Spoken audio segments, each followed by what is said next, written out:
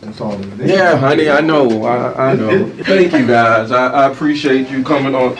Hold on 1 second. Yeah, honey. Yeah, I'm in the studio. I'm about to go. Damn, yeah, it was only 1 or 2 pictures, and it was just cause. 10, yeah. It was 10. You counted them. Huh. Well, I liked them all because she had a fat ass. I gotta go. Love you, bye. Taking no shorts. Coming right up.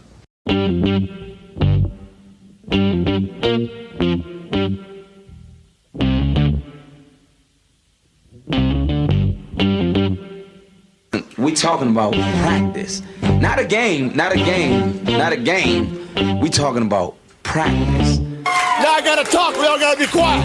You're talking to the Rolex wearing, diamond ring wearing, kiss stealing, woo, wheeling dealing, limousine riding. I'm a man, I'm 40. And now your host, Taking No Shorts podcast, Jay Grizzy.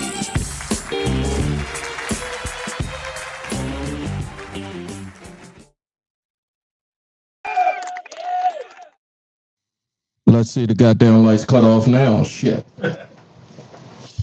Oh, I forgot the air conditioner. Welcome to Taking No Shorts podcast, ladies and gentlemen. I'm your host, Jay Grizzy Green, a.k.a. Mr. Leave No Meat on the Bone. I know how to fix all this shit. Y'all just gonna be hot in this bitch today. God damn it. Where is my goddamn boom? What's the temperature in here? It's 73 degrees. It's a good temperature, right, Joe? Yeah, I'm comfortable. Yeah, comfortable. Ain't nobody gonna cuss nobody out except for my wife. So if you were on the previous stream, I had a transformer blow. It wasn't my transformers. Apparently, my wife said it was a transformer or something in the neighborhood. You said you heard a boom. So I had to quickly move from one location to another location and then create an. Anyway, y'all don't care about that. Let's get to the particulars. Here's my college roommate. Hold on. Exactly. Here's 1/4 of the original Four Horsemen. Exactly. His name is on his hat, ladies and gentlemen. B. Sit back, relax, tap, and put the beat. Part 2. Yeah. The remix. The remix. You ready? Yeah. It's gonna be. Yeah. It's gonna be. Next. Yeah. Next is a regular here at Taking No Short. Look, my dog bowl in the shot. My dog water bowl in the shot. Let me slide over this way so they can't see it. It don't matter. Y'all gonna see a lot of shit tonight. I don't know what's up there. It might be a valid cocaine. I don't know what the fuck is up. Oh, my thing. It's okay. Look, Joe turned around and say, Cocaine. what is you doing? Ladies and gentlemen, a regular here at Taking No Shorts podcast. He's a stand-up comic, a West Indian representative, and a friend of the show. Ladies and gentlemen, they call him VA Skates. I call him Joey Boombots. Ladies and gentlemen, Joe Skates. At this point in the previous, that's when shit went left. Yeah. So you might want to get it in before. Yeah, you might want to get it. No, you might want to get it in before. Yeah, it sounds weird. Okay. Look. Oh, you're not here. You're not loud, B. Then what happened to your microphone? I don't know. Maybe it's not connected because everything went off. Maybe it's short circuited. Just turn it back on. And... There you go. There it is. There you go. That's better. Sometimes it just works like that. It's crazy. It's gonna be a crazy stream. Sometimes you gotta slap it. Last time it's been a couple weeks. What you been up to, man? Nothing really. Just writing. Writing? Yeah. What's? Oh, let's speak of the rain. Let me get my weed out. Okay. Yeah. That's a segue right there. Yeah. You don't smoke, right? No. I mean, when I always found my creativity came from natural shit first. And then when I was stuck, I could always take 2 totes, and it would get me back to the gist of the bit that I was working on. Well, you don't have to say if you don't want the audience to know, but what is the vein of material you're working on right now? I'm all over the place. I mean, I have some physical things. I don't have any clean stuff, but Would I do anything clean, sir? not even a room full of kids. No, I've done some shit, bro. There is no bounds, Joey Boombox. Okay. Well, Yes. Try me on for a second. B. Yeah. Because I know me and you sort of same page. Mm-hmm. We don't believe there's a higher power. Mm-hmm. That's an easy joke. I had a thought. Did Jesus really die? Maybe because they didn't have doctors back then. Maybe he was misdiagnosed. Getting hot already. He woke up 3 days later. He's like, "Fuck it, I got to get out of town." Moved over 3 towns later.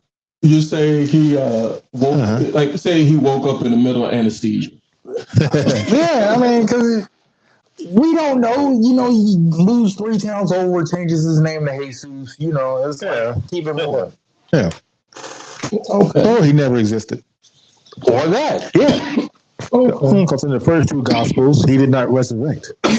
Oh, wow. See, so I might have a... I'd rather... Excuse me. That's some good weed. Is that purple Urkel? Yeah, it's the purple Urkel.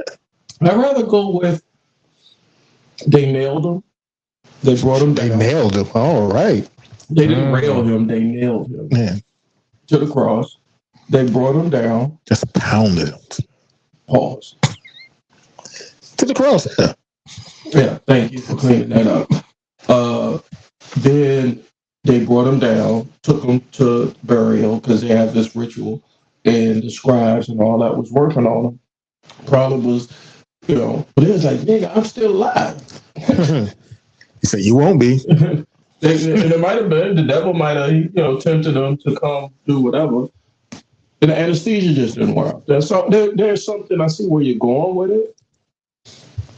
You know where you're going with it yet? No, that was it. The Jesus, him moving 3 towns over, changing his name to Jesus was. Right. That means that Jesus, because there wouldn't have been no Spanish people in Jerusalem, in Israel. Right? No, that was just. Yeah, wouldn't have been no white people there either. No, of course not. Of course not. That picture of whoever y'all believe in is. What else you got, George? I mean, I had wrote that joke for my wife just to piss her off, but I figured B would like it. Oh, I enjoyed it. I thought he would find it humorous. She said I was being disrespectful. So, of course. Your poor wife. God bless you, ma'am, for putting up with George Boombox, because I'd have thrown him out immediately as soon as he said, what do you say, he moved 3 doors down? 3 towns over. That's 3 heavens over. That used to be like how it was back. He moved to the suburbs. You had a second family. He just moved 3 towns over, He took the other Mary with him, too. He might have had some hoes. I wouldn't say hoes because they had prostitutes back then. But he might have had multiple women if he was the Almighty, right? I mean, you would think I'm just a measly man. Yeah, my penis does miracles. Come on, lady. See, that takes balls to say that. As a mere mortal, that's blasphemous. You think as a mere mortal, you think you got Shazam in your pants? Or you could say, I should. It's something wrong if you don't have that much confidence. I mean, there's 2 ways to look at it. Yeah, I mean, I suppose. That's like glass half full, glass half empty, right? All right, so ass half full or ass half empty. I was coming across some this week on my timeline. I saw Beyonce's mom. I think her name is Tina. Yeah, Tina Knowles. Tina Knowles. I'm gonna look her up. She looks good for her age. Yeah, she's a nice woman. My wife. She's rich. She's French? Rich. Oh, yeah. Rich people can buy stuff. Yeah, she's get things nipped and tucked.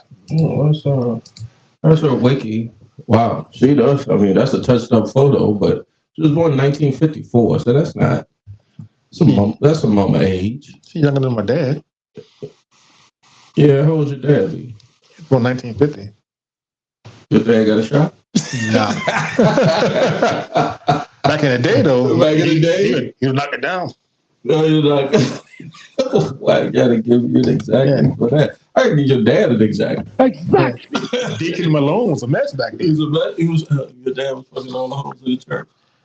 Well, we got the church to change up a little bit, but back before you know what? I know. I don't know but I see how church works now as I'm older and kind of had a lot more life experience, but it's a lot of chicks in church looking for all the wrong things. All the wrong things. You can't. Oh, God damn it, Brett. What, man? You can't get it. hope I can get it. They're looking for a husband and then a pastor. There's a pastor I saw on the internet. I'm gonna get back to Miss Knowles in just a second. It's a squirrel. Okay. It's gonna be a squirrel night, you know. And he asked the congregation for each congregation, each church member for $2,100 each. Like, imagine I'm in. For what purpose? There's never a good purpose. It's always the building fund. Yeah, it's always a building fund, but it's never a good purpose to act. Oh, I need to take that out. That's the fucking. I forgot about that. What's that? The air freshener. Oh, it automatically sprayed. But I'll find it. I'm gonna find it. Y'all talk about the church. I'll get y'all some space while I pull this up. You want us to talk about the church? Yes. Go ahead. You got the time today. I didn't prepare anything. I'm flustered. Typical. You didn't say what we're talking about. Then you said, I know God. There ain't one God, and that's the Almighty. So I know how to parlay it and talk about it. So that's how I set it up for you. Now you got while I look this up. There's one. How many devils are there?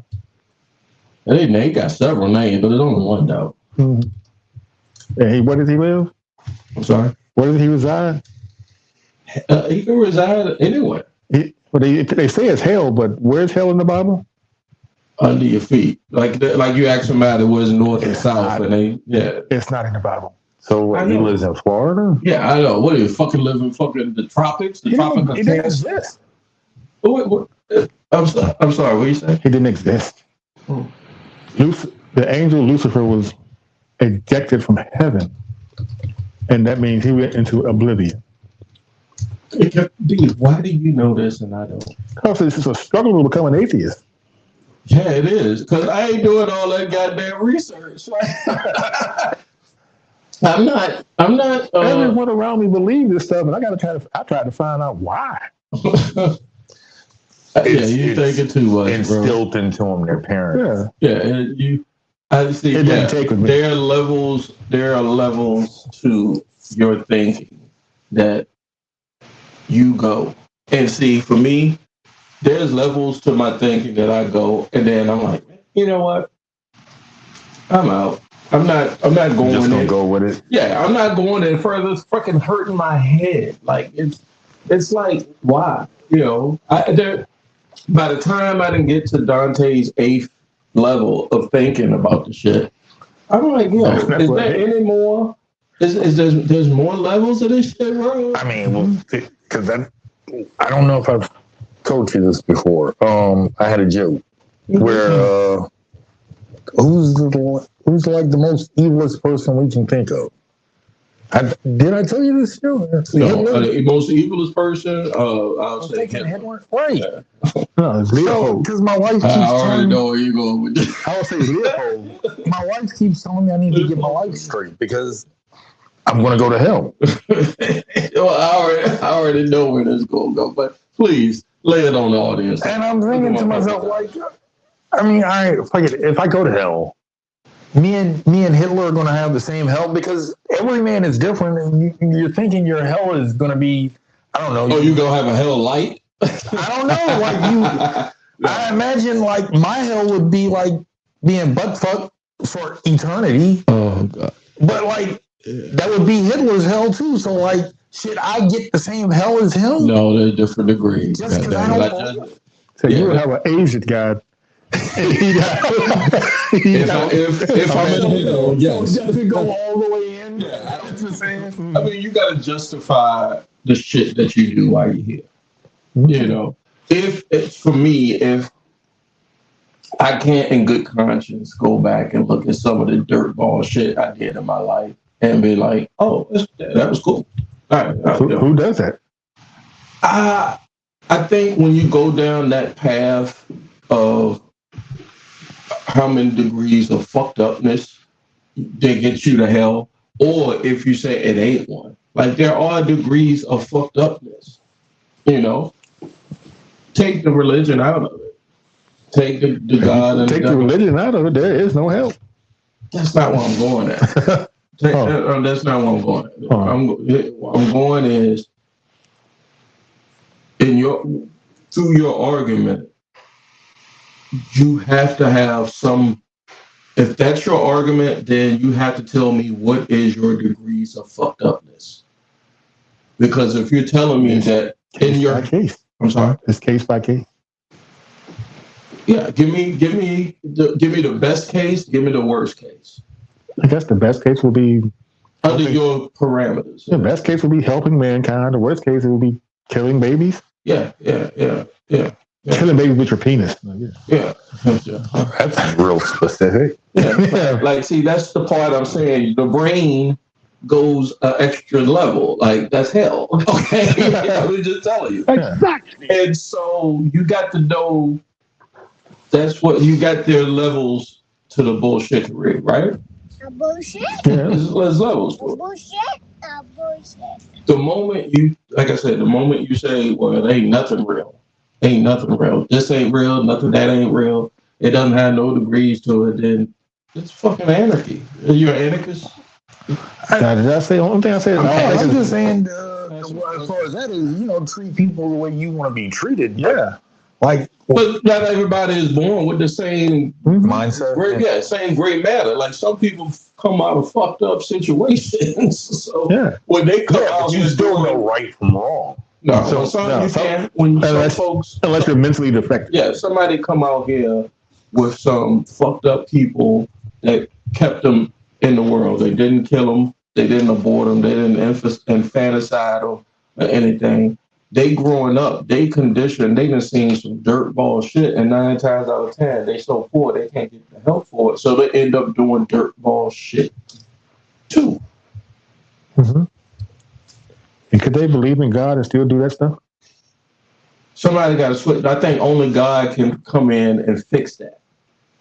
Like it's got to take somebody with a heart. What God is love, in my expression. Could you wholeheartedly believe in God and still be messed up and do all that stuff?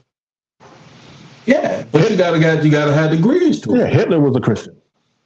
His SS had to be Christian to be a part of the SS. Nah, you had to be a Christian to be part of the SS. But if you're doing if your level of dirtball shittery is where, doesn't matter if you're Christian, Muslim, Jewish, agnostic, it doesn't matter. It's to me, what is your level of right and wrong? Where's your justice? You got to have some type of moral compass to say, and then for some people, they need to say that the devil is real. I have a moral compass. Yeah, but some people need to, all right, so where's your justification? I don't care about your moral compass. I'm saying like some people have that balance. A crutch? I wouldn't call it a crutch, but they have a belief system. Yeah. They have a belief system. I do too. Yeah. But your belief system has no floor, has no foundation. Yes, it does.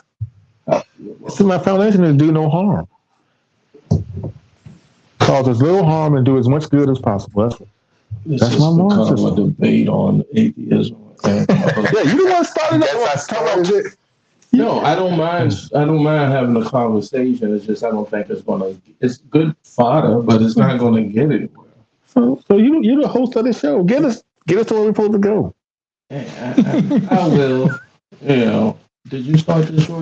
Yeah, I'm sorry. I was just trying to make B laugh. So.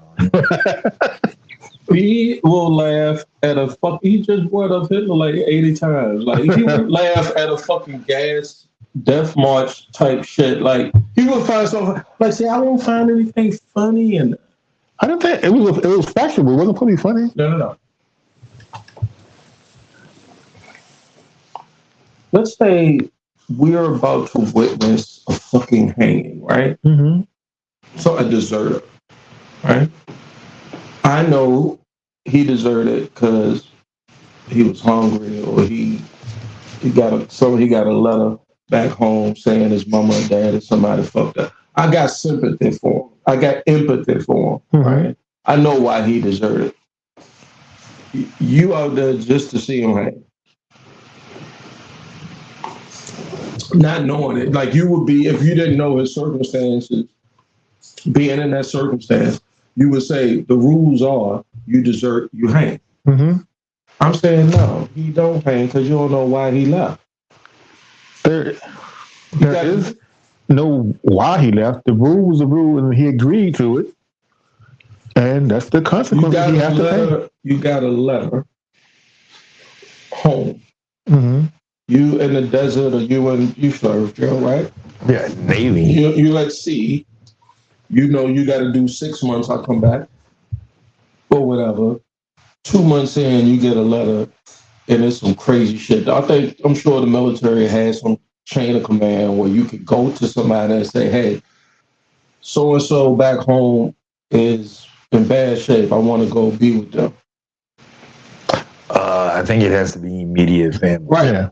And then, but immediate family, brother, sister, mother, father. Yeah, but maybe grandmother. If you was my homeboy, if you my homeboy, and I've been there for you more than family been there for you, right? Yeah. I'm coming to see you, man. I'm gonna give a fuck what them motherfuckers say. I'm gonna get locked up. But that's a compass. If I'm laying in the bed, I'm like, look, I'm messed up. Don't try to get here. I might make it, I may not make it. I'm just letting you know this is what's going on. I don't want you to come off the boat and get locked up. That's called a compass. Yeah. It's a difference. I'm not saying, I'm just saying, I'll give it to the audience. You heard his compass. You heard my compass. That's a great way. You heard my opinion on a specific situation. That doesn't dictate my compass on anything. You wouldn't stay. I mean, you would stay. Yes. Yeah, I would leave. I would risk it. It's a little called faith or some belief or loyalty. I don't know. There's something there. I'm getting there. I'm getting there. Let's get back. I can't find it. So, Tina knows mama, right? I mean, Beyonce's mom. 300K. I think she was married. I couldn't find the video because it's been one of those nights. I'm gonna listen to the Eagles for like end this shit. She was married to a dude that played on Young and the Restless. I forgot his name, but he played. I remember from other things. I remember from other things too. Mm-hmm. But they got married after they probably was second marriage, or I know she was married to Beyonce's dad, and he probably had been married before. So second marriage didn't work out. Yeah. Oh no, I know his daughter was on the reboot of Saved by the Bell after Zach and them left. Oh yeah. Okay. I can't think of her name. Okay, well, I know who you're talking about, but I can't think of it. She was cute. So they decided to part ways, friendly. Both camps came out and said, we end this amicably, right? That's a good way to say it. But it comes out that Mrs. Knowles got to give him, the husband, an alimony. I think it's $300,000. I think it's a year. I thought it was one time. If it is, I have to look it up. All right, let me look it back up. Make it. Go ahead with the point. Should a lady in a marriage after y'all break up give any man any money, any alimony? Absolutely. Compass. That's all. Why is that immoral? I mean, the law does not apply to her the same as a man. I say that's very sexist. But I mean, your man card is gonna take a hit or two because like you got see. All right, so now the compass is coming up a little bit. See, I say yes. I do say yes. Yeah. But that's his yes. That's the floor. All right, the floor is fuck that hoe. Fuck that hoe. She gotta give me goddamn money because she make more money than me. Fuck that bitch. That's the floor. Okay. Oh, hold on, I'll put words in your mouth. Let me explain. Let me explain? Oh, yeah. Oh, let me explain? Yes. Oh, that's the contract we live under. That is the law. And the law should not apply to women? Oh, no. What? How sexist is that? It's not. Well, I'd be a sexist there because there's no law that's, even if the law says that because she make more money than me, give me money because we split up. I wouldn't even take it. I'd take it. Exactly. That's another floor. That's another motherfucking floor. You getting close to hell, that be? Come on, man. I don't believe in this. I believe in equality. Yeah, with no women like second class citizens. I treat them like equals. No. See, because I mean, him taking the money already says that his acting career is already down because like he got some work when they got married. So it's like you can maintain that momentum. Did he have to? Why he didn't have to, but he's even if he have to. A man wants to be a man. He wants to be respected as a man. Even if he had to. So what if he just was making much more money than him? It's not her. It's not his. Take your money. So when if he had more money and she got the money, it's not her money, but you'd be okay with her getting it. I don't give a fuck. I can go get more money. She can go get more money. Nah, she might not. He might not be able to get more money. No, I swear for Jesus, a real motherfucker will find a way. Your shirt say what? Hustle. Yeah, go fucking find a way. Go get that thing. So she not real? It's just it's a different standard for ladies, for women. It is, and so it's a double standard. It is. I mean, this is what we grew up on. It's. It is. I mean, if you want to say it's a double standard, we grew up on racism too, so we still wanted to change it. But it's got. There's no racism is morally, ethically. It's just all types of wrong. Treat people differently because of their sex is still morally wrong. Who's hurting if she get the bag out? Who's hurting if after a man and a woman? If anything, if he should have had a prenup, he should have had a better prenup. Well, it sounds like she should have had a prenup because she was the breadwinner. That's under the assumption that you said what be fuck that hoe. I mean, I'm not gonna put words in your mouth, but you say that.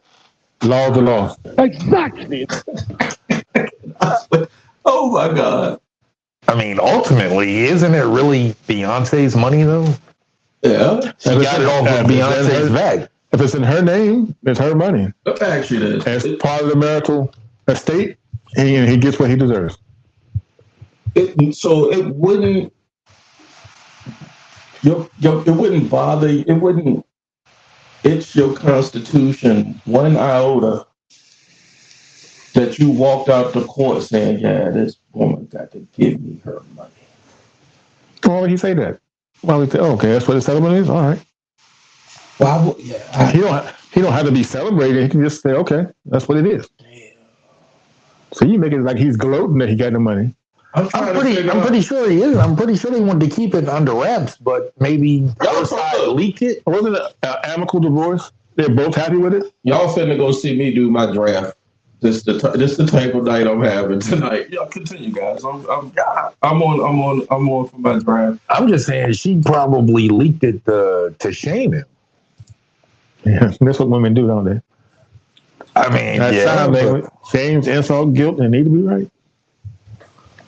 Take that money. Like what them guys say, drizzle, get that cash. Let me ask you one more question. Would you argue? Would you have a retort to somebody that? Let's start somewhere. Why is this women? Why are you going? Why is it so hard? Why are you going so?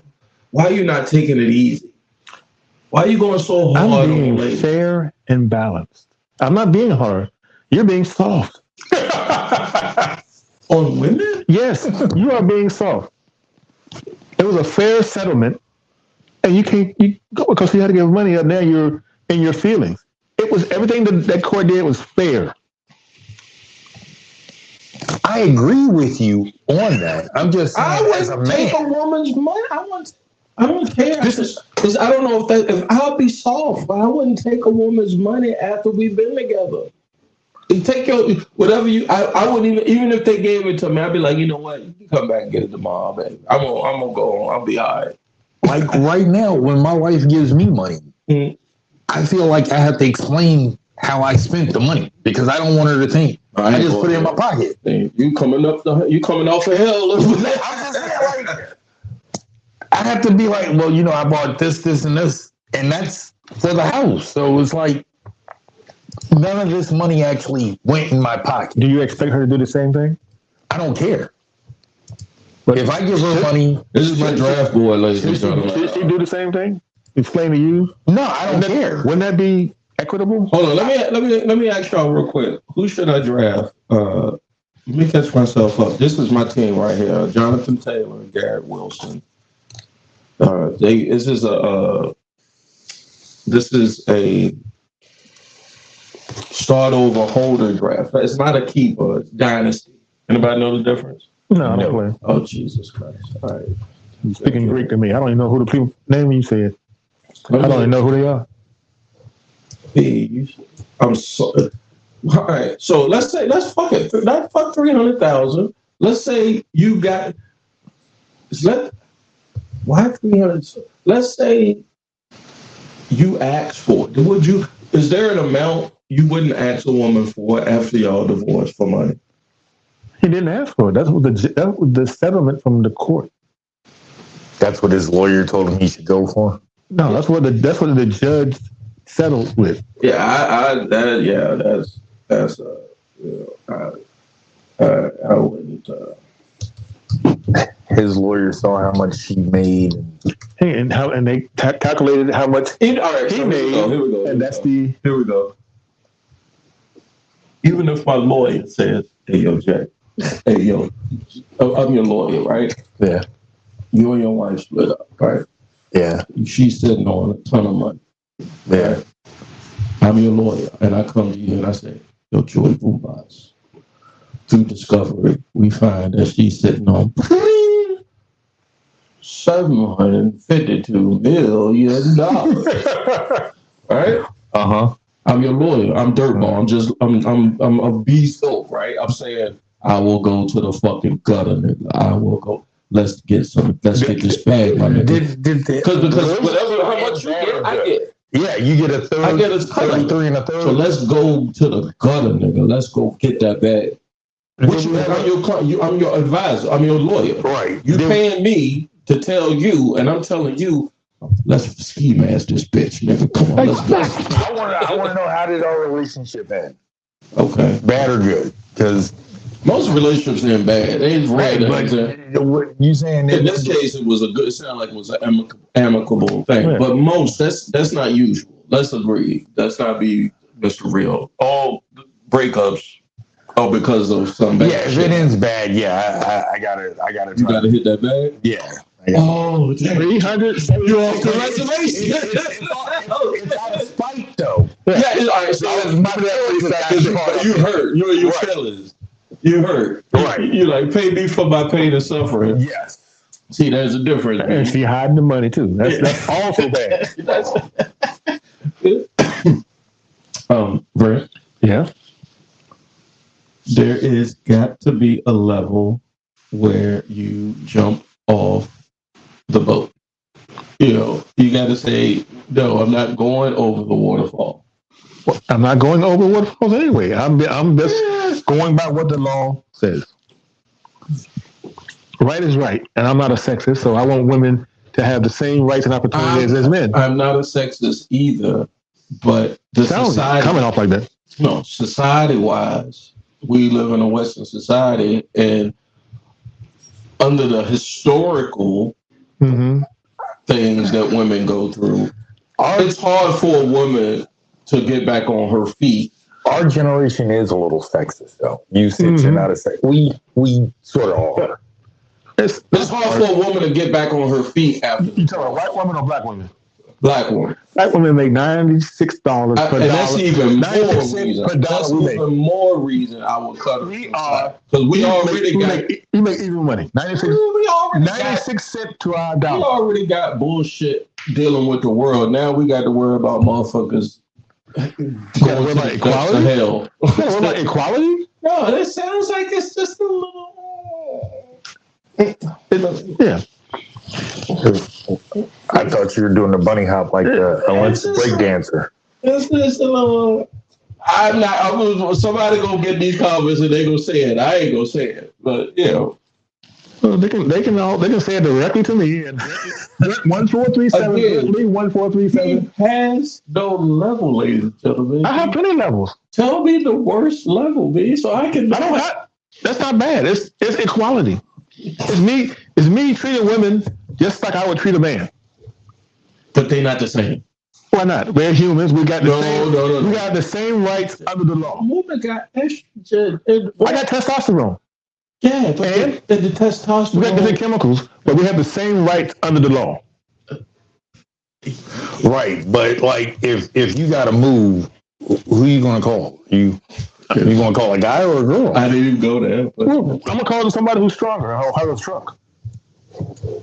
Yeah, ladies and gentlemen, I'm trying to. I wouldn't call Jay. I would call Sonia because she could throw around the couch. Some guy drafted a guy that ain't even on the thing. Jonathan Brooks. There he is. He's way down there on my board, guys. But he's a rookie. This is also a rookie draft, so you get to keep rookies and for up to 3 years. It's a strategy. It's chess players for what you call me, soft ass niggas like me. All right, Isaiah Pacheco. B, what you been doing since last time we was at Taking No Shorts? Let's see. Honestly, it's been a rough week at work. So much to do. So I just been going home crashing. You work with your hands, right? You do manual work. Yeah. And we've been doing a lot of changes, getting ready for the fall setup at the store. So it's been a lot of stuff being moved and changed, and things been put away, things been brought out. Halloween is out now.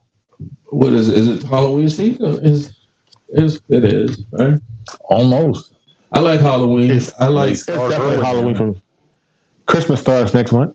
I was feeling the seasons break a little bit this week in Virginia. Oh yeah, and it made me not a little bit nostalgic. I think I like the fall. I used to be a spring guy. I like when the thaw happens, the Easter Bunny comes. Yeah, I mean, you like that pagan summer? Yeah, I do.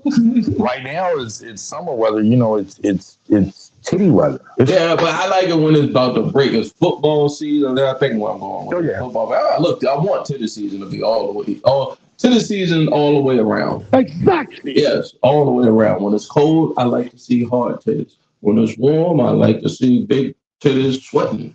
If it's medium, I just like to see titties. I miss Dory. Did he say he disagreed? No, he said he missed Dory. Like the chick.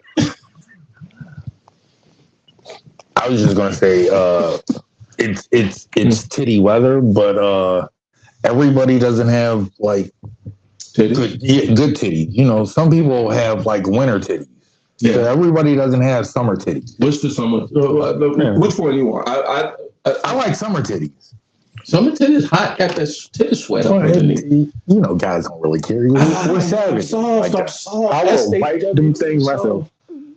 Have you ever smelled the sweat up under a big girl's titty before? No, but I mean, I've tasted the deodorant, so you know. Oh yeah. Get that metallic, weird. Yeah.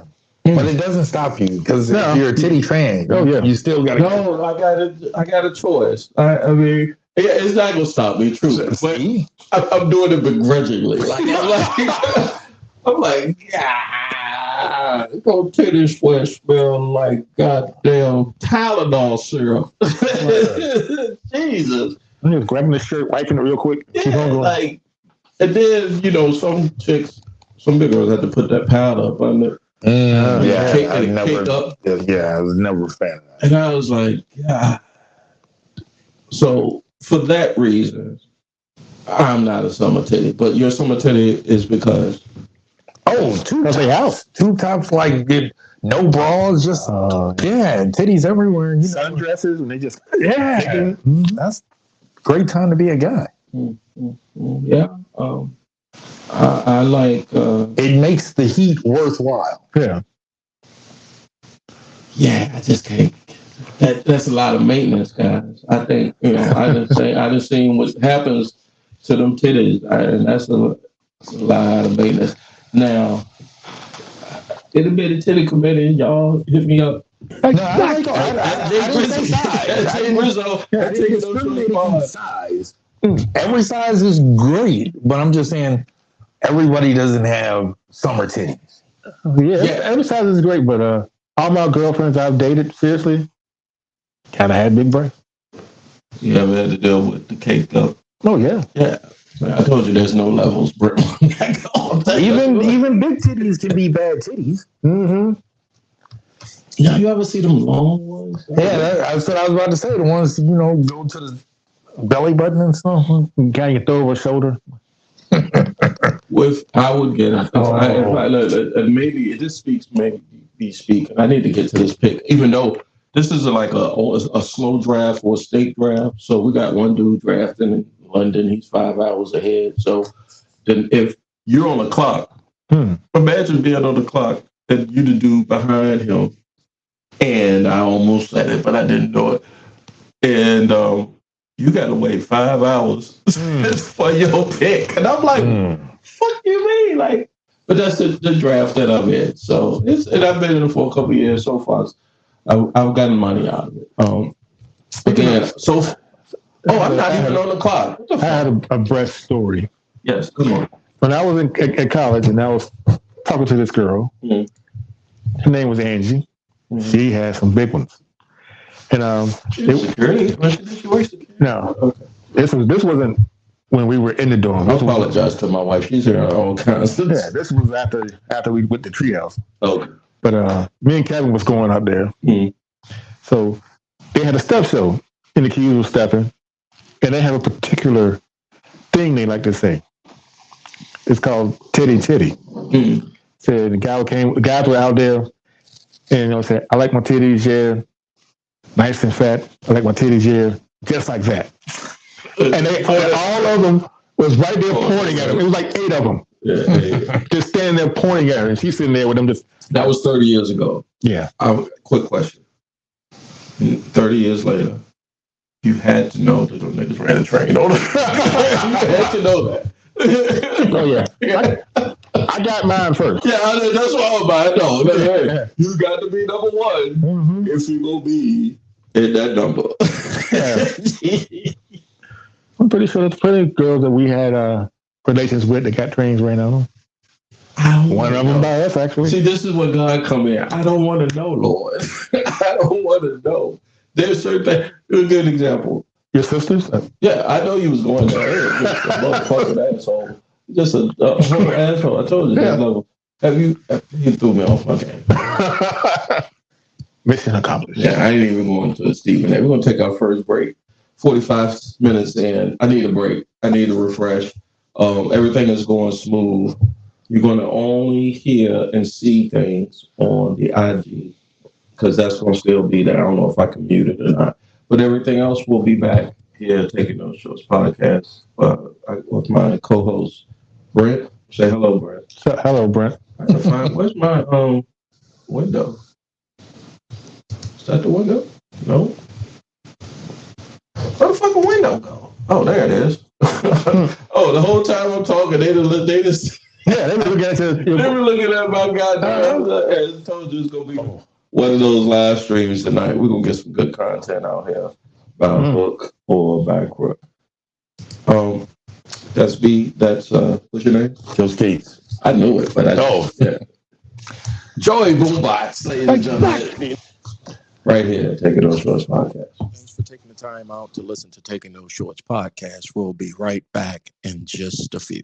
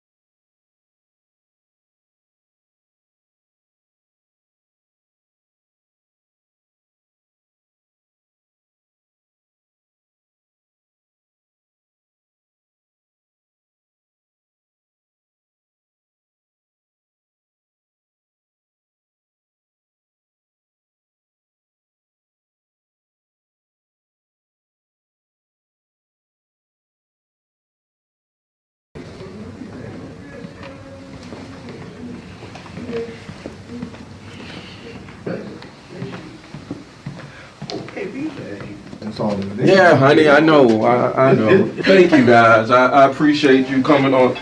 Hold on 1 second. Yeah, honey. Yeah, I'm in the studio. I'm about to go. Damn, yeah, it was only 1 or 2 pictures, and it was just cause.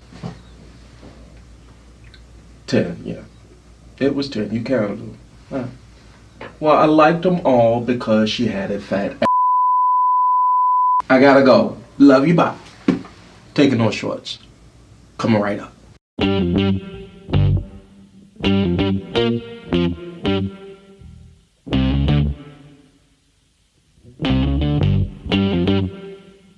We talking about practice. Not a game, not a game, not a game. We talking about practice. Now I gotta talk, we all gotta be quiet. You're talking to the Rolex wearing, diamond ring wearing, kiss stealing, woo, wheeling dealing, limousine riding. I'm a man. I'm 40. And now your host, Taking No Shorts podcast, Jay Grizzy.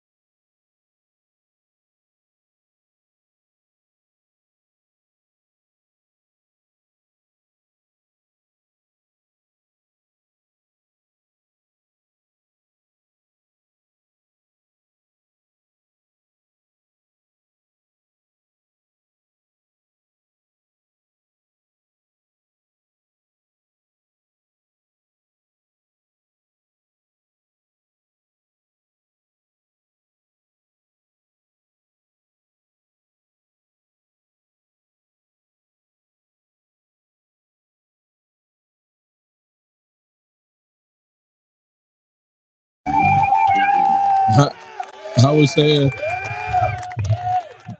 y'all saw my mouth moving, but I said I was gonna give it up for my goddamn self tonight. Considering I moved the set in 30 minutes in the middle of a power outage, that's like, I'm sorry. I'm not getting any. I'm not getting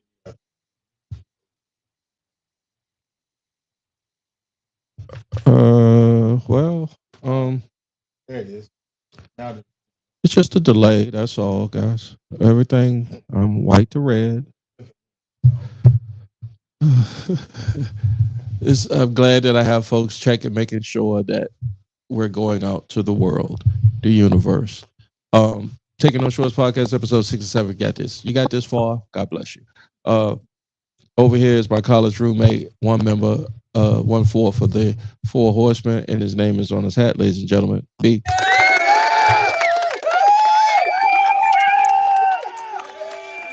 I'll let that one simmer. The last segment was, oh. I was just going to ask which horseman was he? Oh, he was. Not everybody was a good horseman. Yeah, he was Arn Anderson. The voice you hear, the voice you hear over there, ladies and gentlemen. He is a stand-up comedian. He loves peanut butter cookies, and he's a West Indian. Ladies and gentlemen, Joey Boombox. That's all I hear is. You were talking about the cocaine on the show. Yeah, that's great. I think they put crack in it. They put crack in the 7-Eleven cookie? 7-Eleven, please sponsor the show. I mean, they're so addictive. Yeah. It makes me want to try them. They better than the other joint, the sandwich maker cookies. Because the sandwich maker, they cookies. Subway. Oh, no, Subway stopped. They stopped making cookies? Yeah, because of the peanut butter allergies and stuff. Joey Boombox, ladies and gentlemen, has offered me peanut butter cookies. I am a diabetic. Oh, all right. I'm a diabetic. Look, again, there's no levels to where B won't go. I mean, he's a diabetic, but he'll still eat shit. I won't go to the RNC. I mean, I don't know. I got some cookie upstairs. Yeah. Oh, but you ain't sharing that cookie though. No. Thank you, Joe. I'm going to just that way I won't keep messing with the rapper. It's okay, bro. It's this far in the podcast. Only true, real motherfuckers that fuck with us. So they're gonna get whatever we got to give them. For instance, they're gonna get Tears for Fears tonight. If they listen to me, pause that and then go back to the thing. Yeah, the internet can be cruel. I saw a meme where they had that old picture right there beside a phased picture of John Cryer and Lars Ulrich from Metallica, the drummer, trying to say that's how they look now. I thought it was funny. Yeah, I mean, I see where they're going with that. I got a separate algorithm going right now, generational wise, where we the generation that they was fucking with the boomers, but they don't fuck with us because they know we don't play that shit. So I don't think. I'll put it to you this way: most of the young people that I deal with on a regular, everyday basis, I don't know why, but they walk around on edge around me. I don't know, because we all are the same around in that age range. I don't know if you all noticed that or not, but at least in my office, like in my workplace, they don't fuck with me because they know. They don't ask that man nothing. don't ask him. Don't fuck with that dude. So in my job, I'm the guy that asks everything. They come to me like, "Where is this at? Do we have this? Can we get this? How long is it going to take to get this?" Are you answering? I mean, is that part of your job, though? Yeah, that's part of my job. Yeah, I see. Is to know everything. But if I can't even get to the drop. She was good. Do you find what's your youngest child is how old? 11. Your youngest child is 21. No, 20. And then mine is 20, 22. So 11. She check all can you see when she checks you out? When I say meaning what you say has no fucking effect. Oh no. She doesn't do that. She listens to me. It's like I'm the only one person that really listens to her. 11, so yeah. Because I listen to her. I talk to her, have real conversations with her. So. About another 4 or 5 years. Oh yeah. Because she's getting there because she's acting like her mom more and more. And so, but she'll listen to me when I listen to her mom. Yeah, I can see that. I mean, the dad has hella influence, I think, up until a degree. I think sometimes, again, you could have been that one gene that went the other way. You got brothers and sisters that all act right. And then you got that from the movie Life. You got that can't get right. Yeah. And that motherfucker is special. It would be it. And it's okay. It's just nothing you can do. You don't stop being a good parent. You don't stop being a loving person. But goddamn, that's some nitwits out there. Yeah. That's a good. And what I'm getting at is those young generation, the millennials, them Zs, them Omegas, I don't know what the fuck else you want to call them. Y'all ain't fucking with me. They're alpha. Huh? They're alpha. Yeah. Y'all ain't fucking with me because I'm gonna give it to you. Just if you looking for it, I'm gonna give it to you like Toyota, goddamn. But, if you want some answers, I'm gonna give you the answer. Gen Z is starting to try to step up and give us a lip, but it ain't working. It ain't working. You understand that they let us walk around with a key on our neck? Drink from water hoses? And people will snatch them motherfuckers and they still let us walk around with keys on our neck. They don't even know what city sometimes their kids are in. I mean, I think it's... to get off the bus, go straight home. Yeah. I think it's... The technology helps them, but the level of security is different. The level of my life is on the line today. I tell my sons this, like, I remember you grew up in the West End in the 90s. Mm-hmm. Before I left Virginia in 1994, right?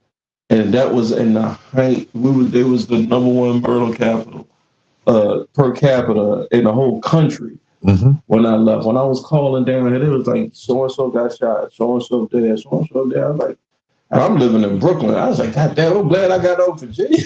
Could have been me, God damn it. Shit, he was in the Navy, probably, right? 92 to 94. So yeah, you was in the Navy. You rather put your life on the line for the country than go back to the hood. You know, that's a tough one for you. Well, I was stationed in New York, so I really liked it up there. Mm-hmm. Mm-hmm. You gotta have there's always something going on. Yeah, you gotta have the je ne sais quoi. You always get something to eat. Yeah. Good pizza. Good pussy. I can't believe I just said that. Yeah. Since I was going down the Gen X train, and I was trying to find something to watch on the television, and I had a lot of difficulty. I even went to, you'd be surprised if you go to Turner Classic Movies. Okay. And you look for a classic and you see RoboCop. First one was all right. It's the second and the third. You see Ghost as a classic movie. I heard they're supposed to be redoing that. When did Ghost come out? Channing Tatum. 1990. Yeah. 32 years ago. That's not a motherfucking classic. A classic is goddamn When we were Gone with the Wind or some shit. in 1990, it was like one of that classic for us. And that was 30 years from then. And that was a classic. Another one I saw is a classic on that. Goddamn Shawshank Redemption. That is a good movie, though. That's a good guy movie. Mm-hmm. They had that joint as a classic. It is a classic. On Turner Classic Movies. Anything hit 25 years old becomes a classic. And I was like, goddamn, a lot of times flown by, guys. Oh, yeah. A lot of times that's flown by. And that's why it is. Although I say to myself, goddamn, I'm having a good ass motherfucking time. I'd be down. Exactly. If I fly, if the maker, if the Alpha and Omega say, I'm gonna put this time on you quick, but it's gonna be a good quick. Sign me up. Sign me motherfucker up. If you say it's gonna be quick, but it's gonna be a shitty quick. No. I don't want to sign up for that. I hope they give me a choice. I mean, I choose my life. I choose how I live my life. Wow. When shit come my way, at first my wife even gets on me about this because I'm a hypochondriac, which is a plus and a minus. Because like I said, if I have a hangnail, I'm going to the emergency room. okay. But I'm also cognizant so much that if something is going on, they're gonna catch that shit as soon as possible. Now it might take me out, but at least I got a fighting motherfucking chance because they found something early. It's a shame that folks think like that, but I think like that. You know, I lost too many people. If we get to this age, we done lost some people. You know what I mean? So I'm like, yo, if whatever I have to have an impact on that I think I can impact, I'm gonna do it. You know, instead of saying I can't impact shit. Or just sitting around praying about it. Or just sitting around praying about it.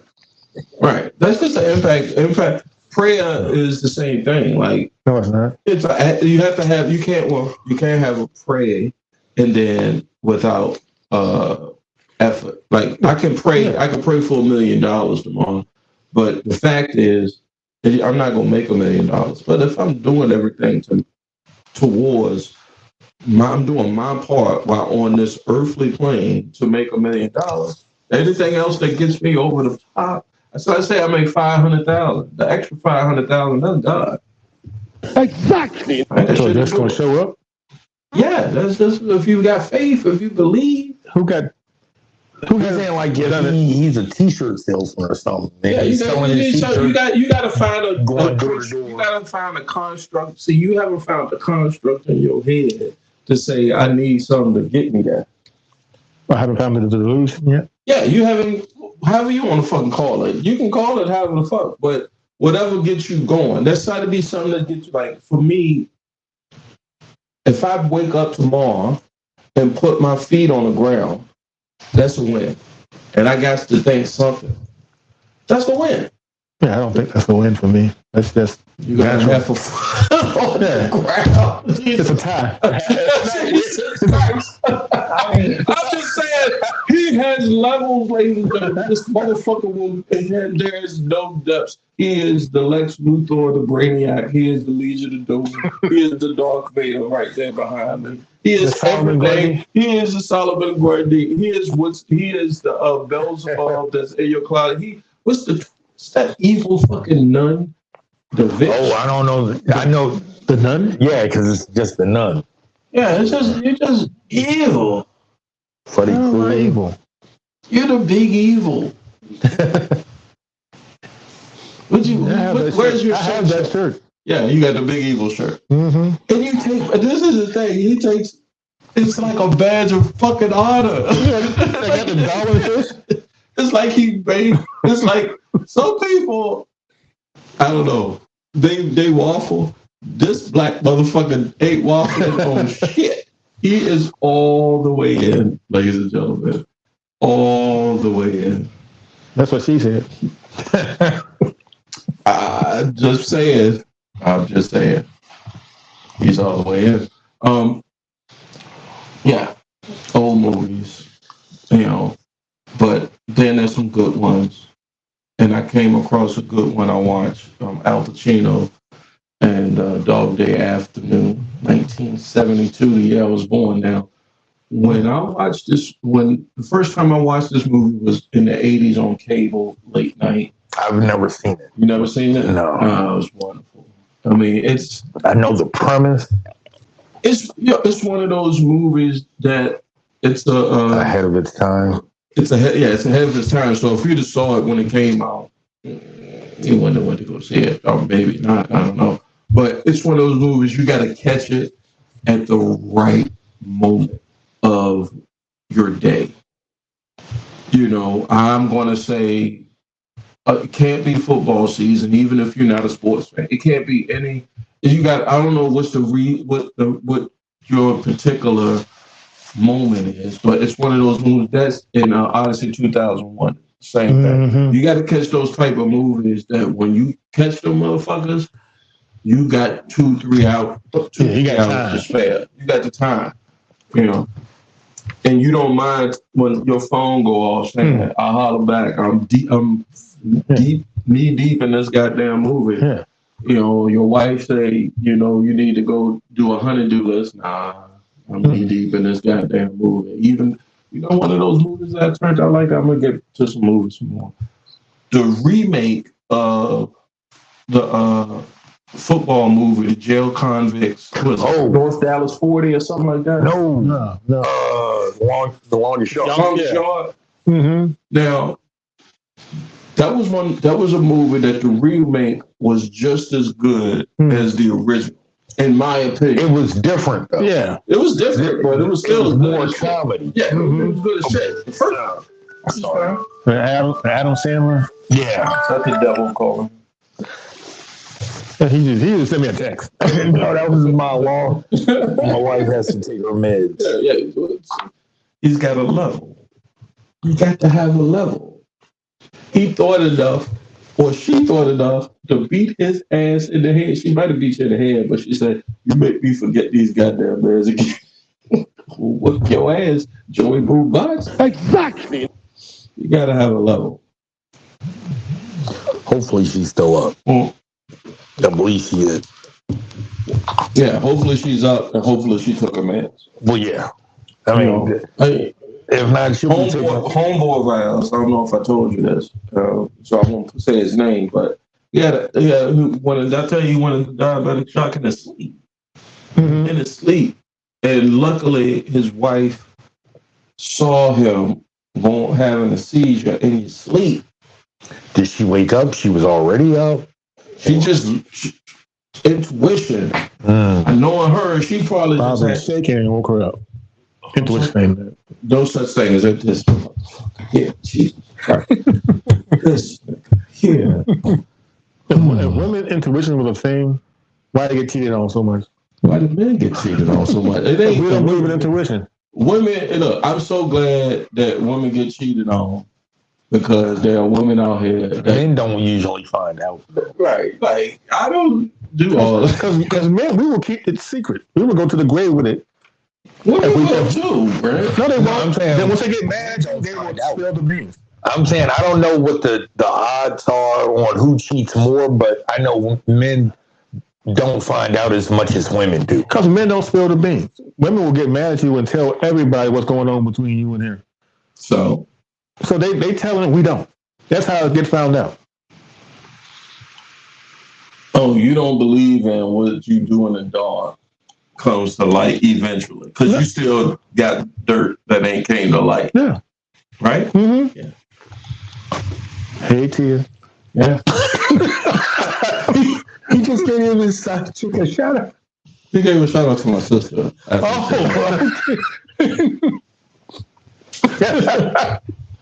There's no depths. You are the one to hell, sir. I want you to know that. There will be devils with pitchforks doing this to you. They're gonna have that my parade. The new leader's coming. They gonna needle you like this. They gonna say, yeah, Lucifer's gonna take a couple of centuries off.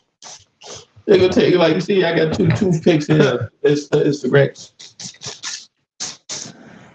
Yeah. After 10 years, I'll be running the place. You'll be fitting right in home. That is my philosophy. If my wife is right. Yeah. Let's go ahead and get a station identification. This is Taking No Shorts Podcast, episode 67 live stream. This is part 3, but make sure you like, share, subscribe anywhere where you find your favorite podcast. Also live streaming every Friday around these times on these following avenues: Facebook, YouTube, Twitch, and Instagram.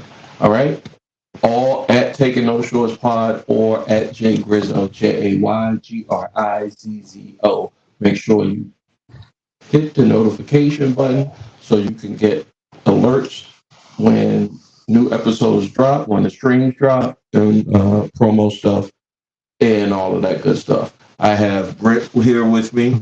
So evil son of a bitch. He's the big evil. We gotta find a new nickname because the thing Undertaker got that, right? Yeah. Yeah, we're gonna go into the rest. I don't want to be choke using it, but yeah, and then I ain't gotta be choke slam. Then we got a regular Mr. Joey Boombox. Exactly. In the building. I'm sorry, what did you say? I don't want to be choke slam. He can have his nickname.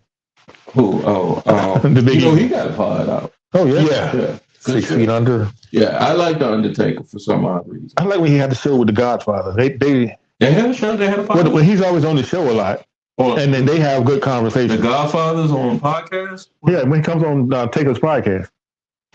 Yeah, I didn't think I would like Undertaker because he's a good old boy. He looked like he's a good old boy, but no, he fucks with everyone. Oh yeah, but I think he might be a one to use.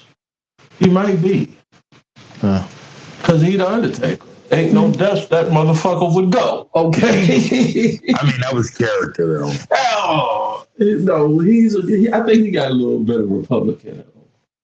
Oh yeah, I ain't disputing that, but yeah, I think he got a little. See, when you say you're a Republican to me after 2011, 2012, like when the Tea Party come out, you used to say before 2008 that you was Republican, and I could sit there and have a civilized conversation with you. And one of our homeboys, who was also a black man, back in 2008, stone cold Republican. Exactly. Yep. But after Barack Obama got elected, and you told me, I don't give a fuck if you big, fat, short, or tall, 8 to 80, blind, crippled, or crazy. If you told me you was a Republican, I swore up and down, and still to this day, I swear up and down, you might have been in the Klan, or you might have had a family member in the Klan. You might be one of them. That's my problem with Hulk Hogan now. Yeah, because he said it. Yeah, he said the N-word. He said it out of anger. Yeah, and he's a Trump supporter. He let it be known. Well, we can't use that as an example because the party switch was in the 50s. What was it in the 50s?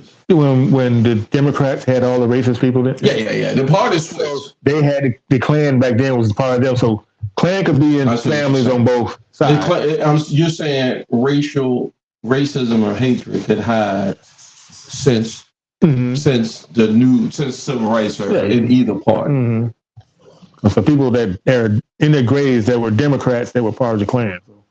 That might be true, but here's at least what I can say in my 52 years. At least if they were the Democrats, I think it's because they got all the bugs coming in and out.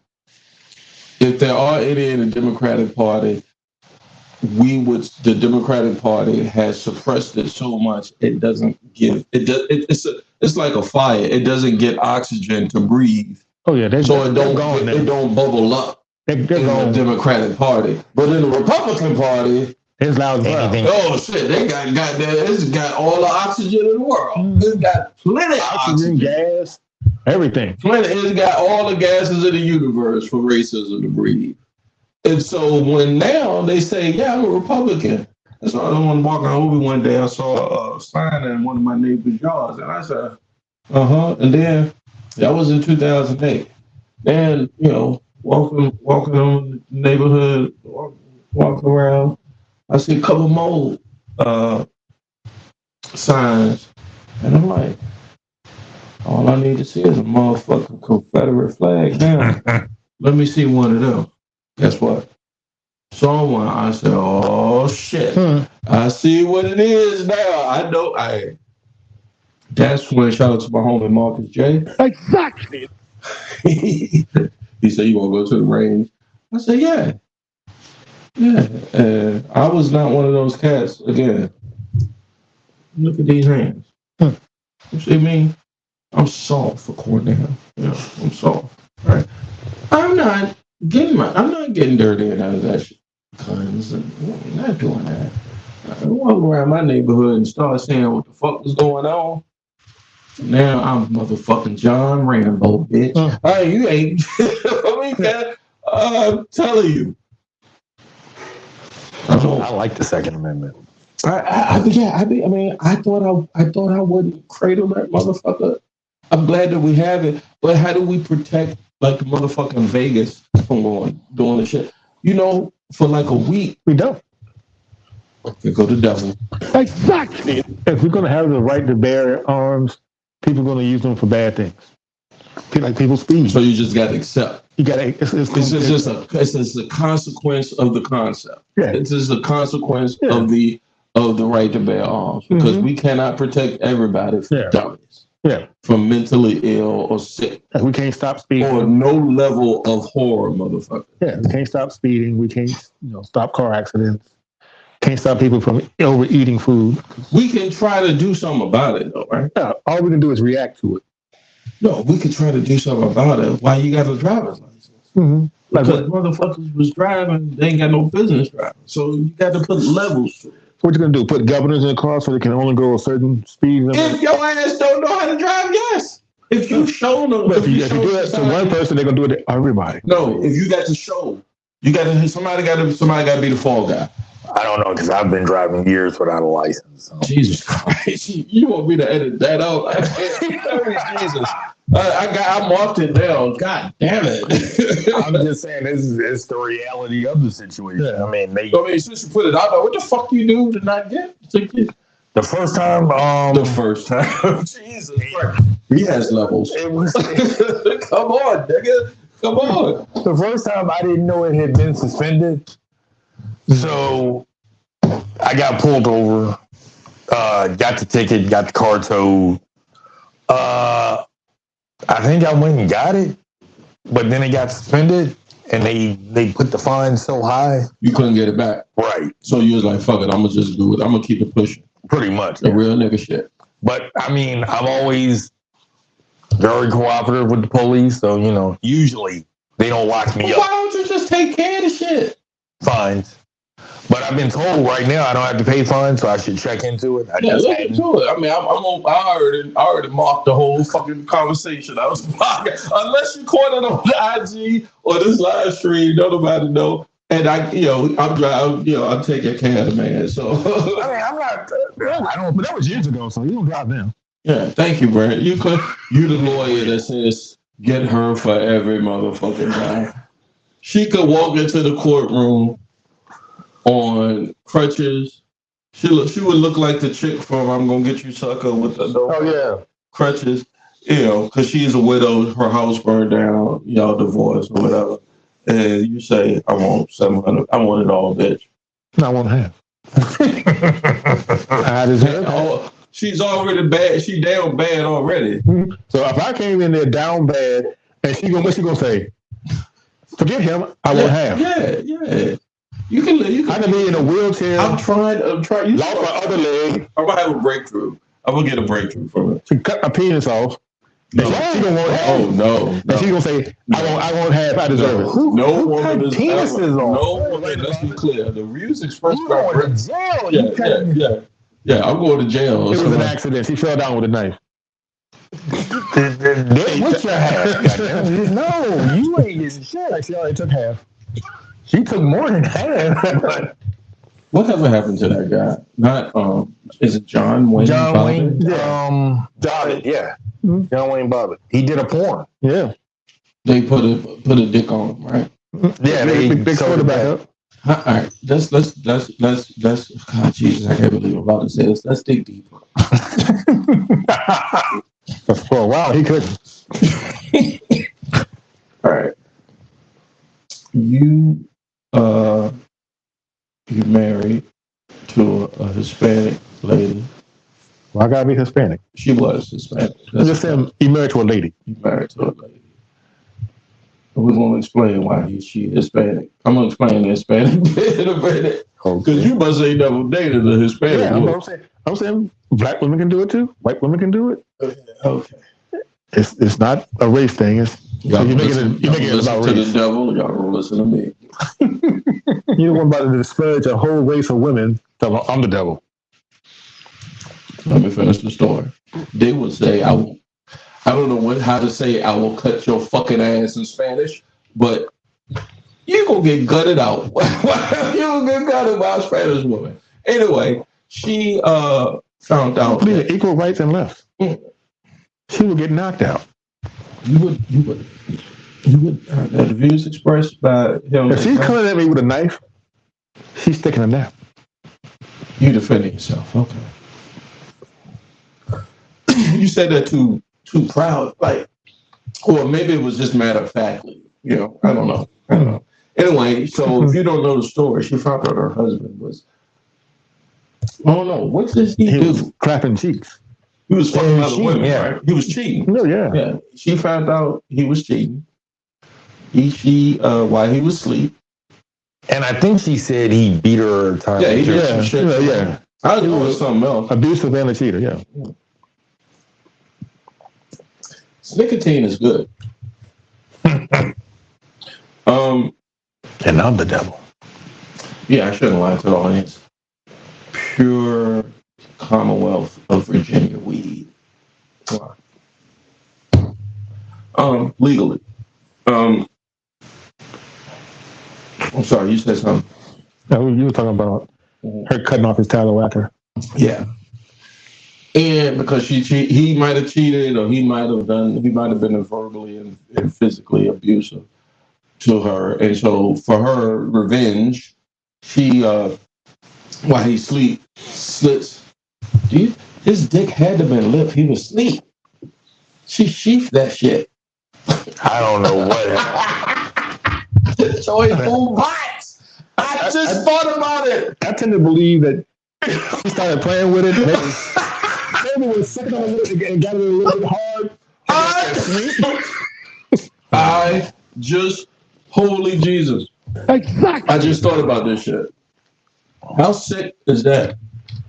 Lorena, you should have did some time. Now I'm almost coming to your side. Some time? I thought it was a very small amount, but I thought she did do some time. I'm sweet, baby. That thing chilling. Unless I'm fucking 800 virgins in my dreams, that shit limp to death. And before down 20, 30 minutes before I wake up. Exactly.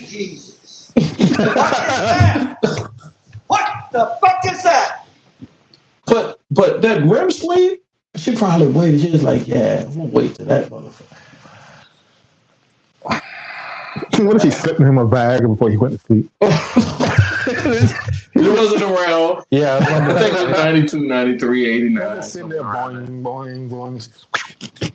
Gone. So you, thank God she didn't cut his nuts off. She just grabbed the dick, and she grabbed the dick. I'm just saying she stretched it out, she just cut it. She nicked him. Why did she stretch it out? No, she just cut it off because she supposedly threw it off the the street. Yeah, she threw it off 95. In the HOB lane. She would have cut mine. She would have left a dent on 95. Why am I laughing at that joke? Why the fuck am I laughing at that joke? Too much weed. Yeah. Thank you. On the cat's hole. All I don't even know how I would have responded. I mean, yeah. So she cut off this man's junk, threw it on the highway. That's crazy. Mm-hmm. I don't know how we got to Lorraine about it, but that must be a sign.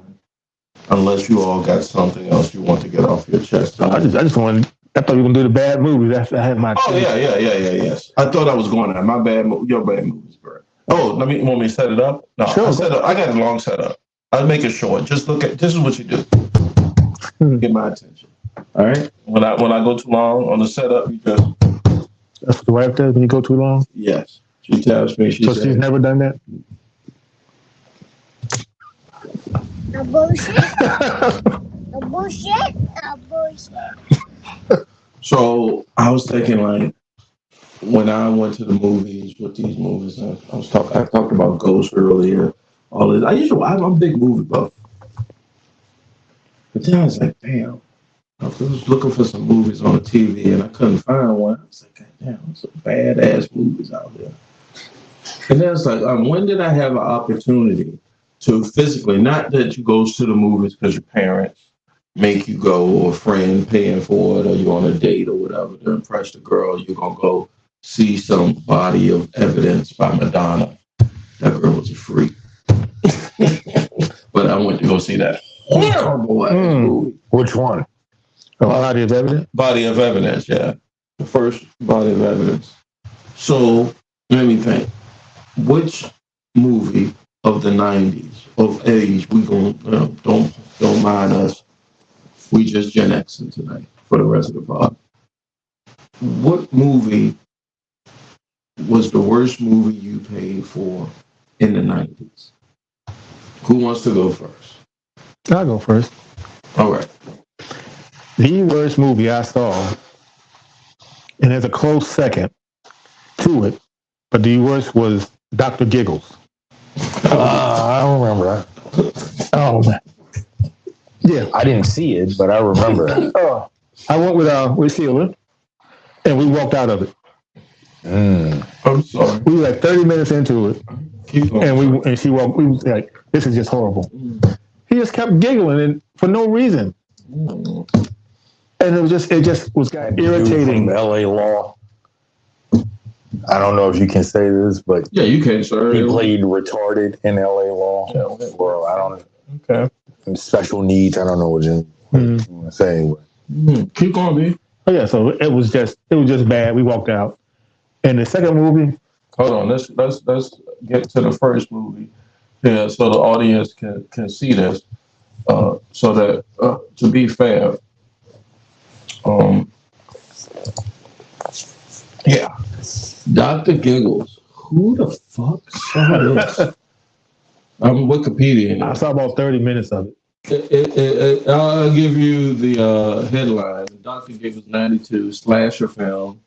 Director Who Gives a Fuck, starring Larry Drake, Mr. Who, the eponymous Mr. Dr. Giggles, and Holly Marie Combs.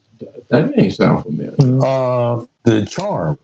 Okay. With Shannon Doherty? Okay. All right. Yeah, I'm not even going to read the plot, B, because, I mean, I'm just looking at that, and I'm like, that. Whose idea was to go see that? We sat down. We saw the commercials for it, and the commercials looked decent. So you're a horror fan? Yeah. Okay. I'm not a horror fan. I mean, I am a horror fan, but honestly, I defer to my wife. She's the horror fan. I'm a horror fan, but I like if I'm gonna do horror, it's got to be all the way. It's got to be some Texas Chainsaw Massacre. I got to see. I got motherfuckers' heads got to come off. Shit got to be some real ass shit going down. I got to be some traumatic ass shit. I don't like suspense. Well, I got to think about who the fuck doing the killing. Yeah. I mean, it's sad, but you know, I don't. If I had a choice, so you like slasher, not the like the. Yeah, whodunits. Yeah. Yeah, I don't do whodunits too good. My wife likes whodunits, but I'll tolerate them. But I need to see a motherfucking head come on. You know. So what was the second one, dude? Fat Beach. Yeah. All right. I saw like 25, 30 minutes of that too, and it's like, I can't take no more. I don't even think Wikipedia got this. They were trying to. They were trying something. Joyful Box. Why you know these movies? I like cinema. Me too. Good, bad. Oh, Fat Beach. Yeah. They spelled it P-H. Yeah. Mm-hmm. That boy, yeah. You paid money to see it? Yes. Okay. Had the big kid from Yeah, they had Sam, pull up your pants. From Lean On Me? Yeah. Wasn't he in that? I told you. I think so. Well, there you go, guys. Fat Beach. Yeah, I thought they had. Oh, Coolio was in that motherfucker. Yeah, that was one of the selling points. Mm-hmm. Look at Coolio Coonan. End of my life, and I'm cooning for you niggas die. Yep. Damn. How much you paid? Another date to impress a girl? No, that was by myself on that one. Oh, you took an L, my nigga. It was a matinee too, so. Yeah. Oh, yeah. You took a big fall. You took a big L on that one. God damn. Joy Boombots. Yeah. Recurring regular guest here taking on shorts. Bad movies that you actually paid for in the 90s. I got three. Got three? Hold on, let me get my ice. Then you can start with number. Go ahead with number one. Blair Witch Project. I did not. Don't let my wife hear you say that. Oh, she liked that? Yeah, I told you she like that type of lost footage shit. Like, yeah, like niggas come get me type. Because I don't feel like we ever found out a killer. No witcher. It's all fuck the video. Yeah. I didn't care for it. I couldn't fuck with it. I said, first thing I say is, I didn't even know they had mountains in fucking Maryland. When they said this shit was in Maryland, I should have known this shit was bogus. I said, Maryland? What the fuck? A witch? Well, I mean, if we paid attention to The Wire, remember they used to go out in the woods. Yeah. Yeah. We talking about The Wire. I mean, not The Wire. We talk about Blair Witch. If you want, she got her headphones on. She checking out. She ain't coming down here. Go ahead. Yeah, it was just a waste of time and money. Was that the joint where the girl had the snot nose in the camera? Mm-hmm. Like, crying. Oh, I got a good movie there. But I'll get to that in a minute after Joey Bobas gets his there. But who's shooting what's that called? First person? Documentary. Found footage. Found footage. Yeah. All right, so found footage documentary. They're using cell phones and everything to make, That was 99 though. I don't remember the year, Yeah, but that's 99. I'm gonna get that real quick there.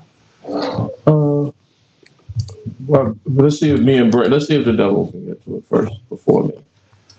Blair Witch film. Oh, project. God damn it. 99. Mm-hmm. Let's share that. I need to keep it like this so I can that way. Yeah. Yeah, that's the snot nose. yeah. Mm-hmm. It's crying, scared. 99 American supernatural horror film. With no witch. They had some weird ass place at the end of the I got a great story. Honey, I'm about to tell the story. Will you allow me, sir? Oh, yeah. Halloween, I think we were married, our first year of marriage, right? She is, again, big Stephen King. Big. She into that dark shit, but she's a Christian. Good Christian woman. Good Christian woman. It's like a good Christian woman. And The same Christians that y'all Jesus. you prodigy that burn witches at the stake. Yeah, good Christian woman, right? So we go on this haunted hayride out in around this area where there's a good haunted hayride here. And at the end of the trail, because they put us off in the deep woods, and there was this barn you had to walk through at the end of the trail. And as you get through the barn, it's goddamn, what's the Texas Chainsaw guy called? Leatherface. Leatherface, right?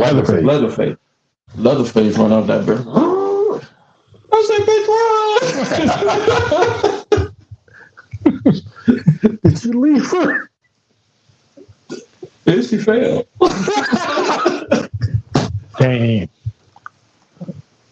You guys are already married at this point. We in it to win it. Now I went back. I say, why? No, either she let my hand go. I hope she come down here and tell the story right before I fuck it up. But she was holding my hand.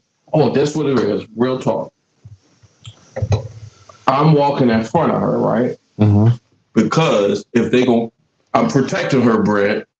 You know, I don't want no evil to besmirch her, right? So I'm like, follow me. Now you walking through this whorehouse / barn. It's about 5 feet, a narrow passageway. Shit is just jumping out. And I'm like, I walked up in that motherfucker like a true motherfucker. I said, one of y'all motherfuckers put your hands on me. We're going to have some motherfucker. I'm 5'8", 155 pounds. If one of y'all put your hands on me or my woman, we're going to have some motherfucking problems up in here. That's what them goddamn motherfucking people say. What? Fuck y'all niggas. They is fucking with us left and right. And I'm telling my wife, she walking behind me, do not let go of my hand. If I die, that's when you run. But do not let go of my goddamn hand. All right? So we 90% through this fucking barn / after we done walked through the woods and shit. And here come Leatherface.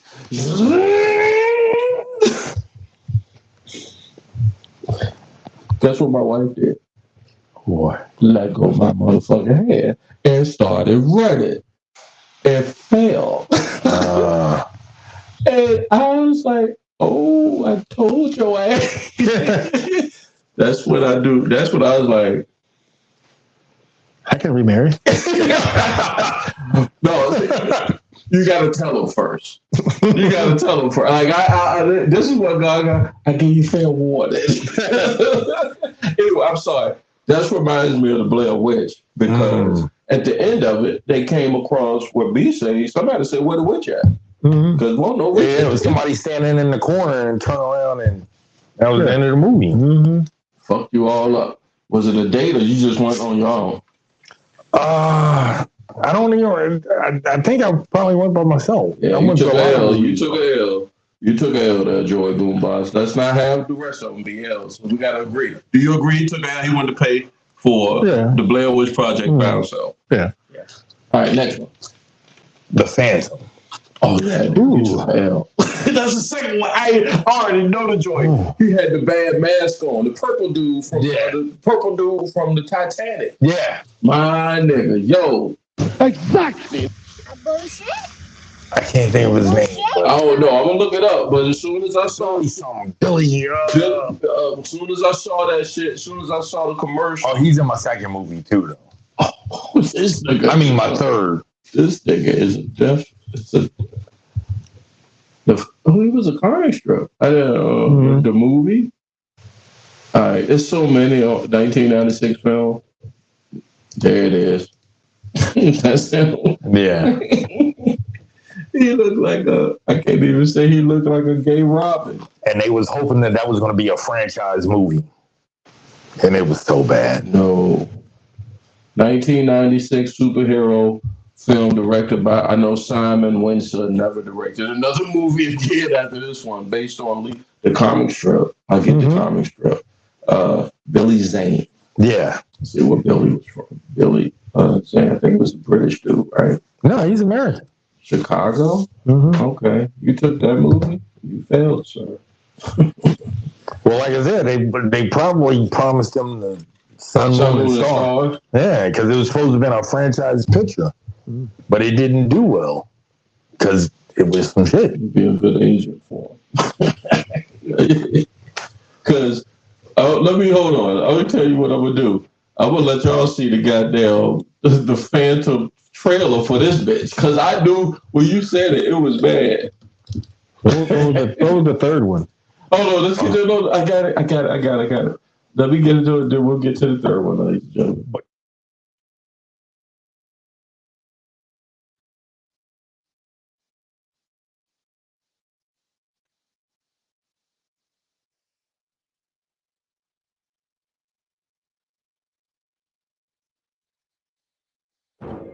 Just take us. Darkness rules the earth.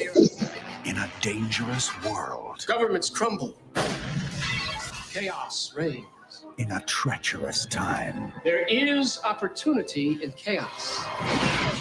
Evil is a fact. We shall succeed where they have failed. Drax is on a quest for a supernatural power.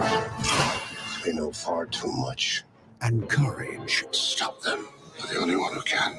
Is a phantom.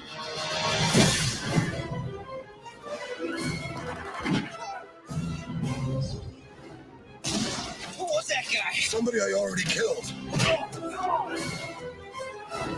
I'm sorry, y'all can see the rest. I got all the audio straight. Like Batman, he was on a white horse. Jones. He was on a white horse running through the jungle on a white horse in a white and purple outfit with a Batman. This motherfucker, yeah. Yeah, you paid how much, sir? We tell you what to go see. I went to the Cloverleaf. Cloverleaf? Yeah. Okay.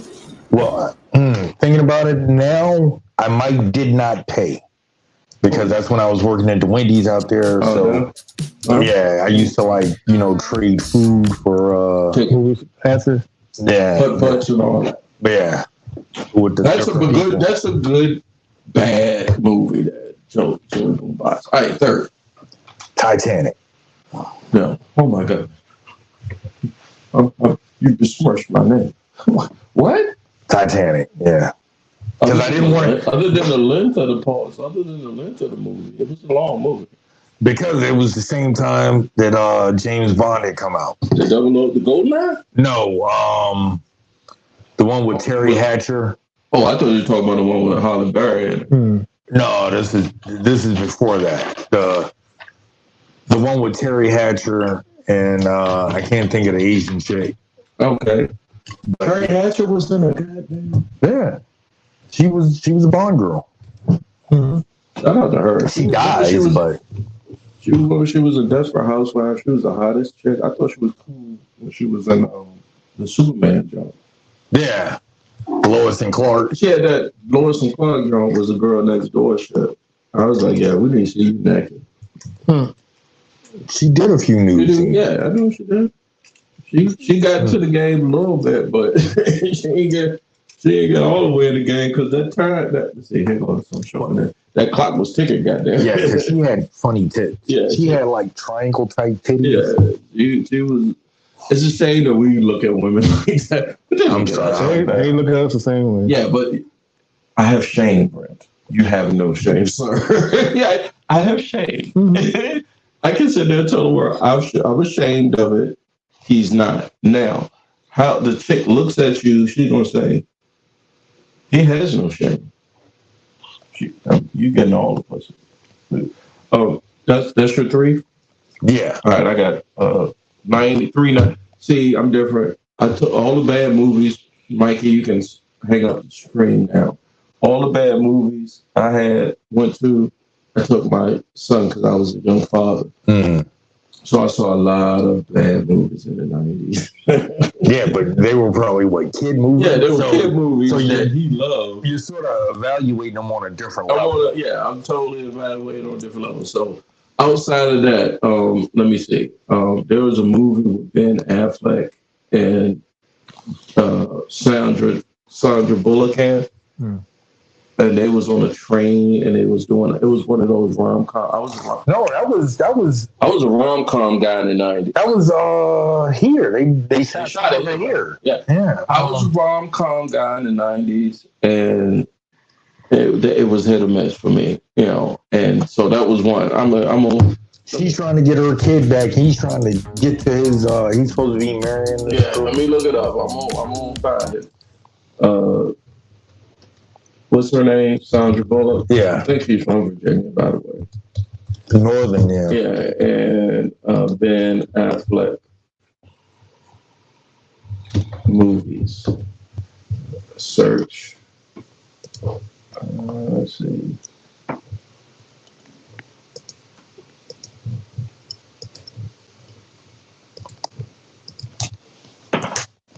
Oh, that always defaults to that. Forces of Nature. Yeah, that's it. Was that it? Yeah. It was 99? Mm-hmm.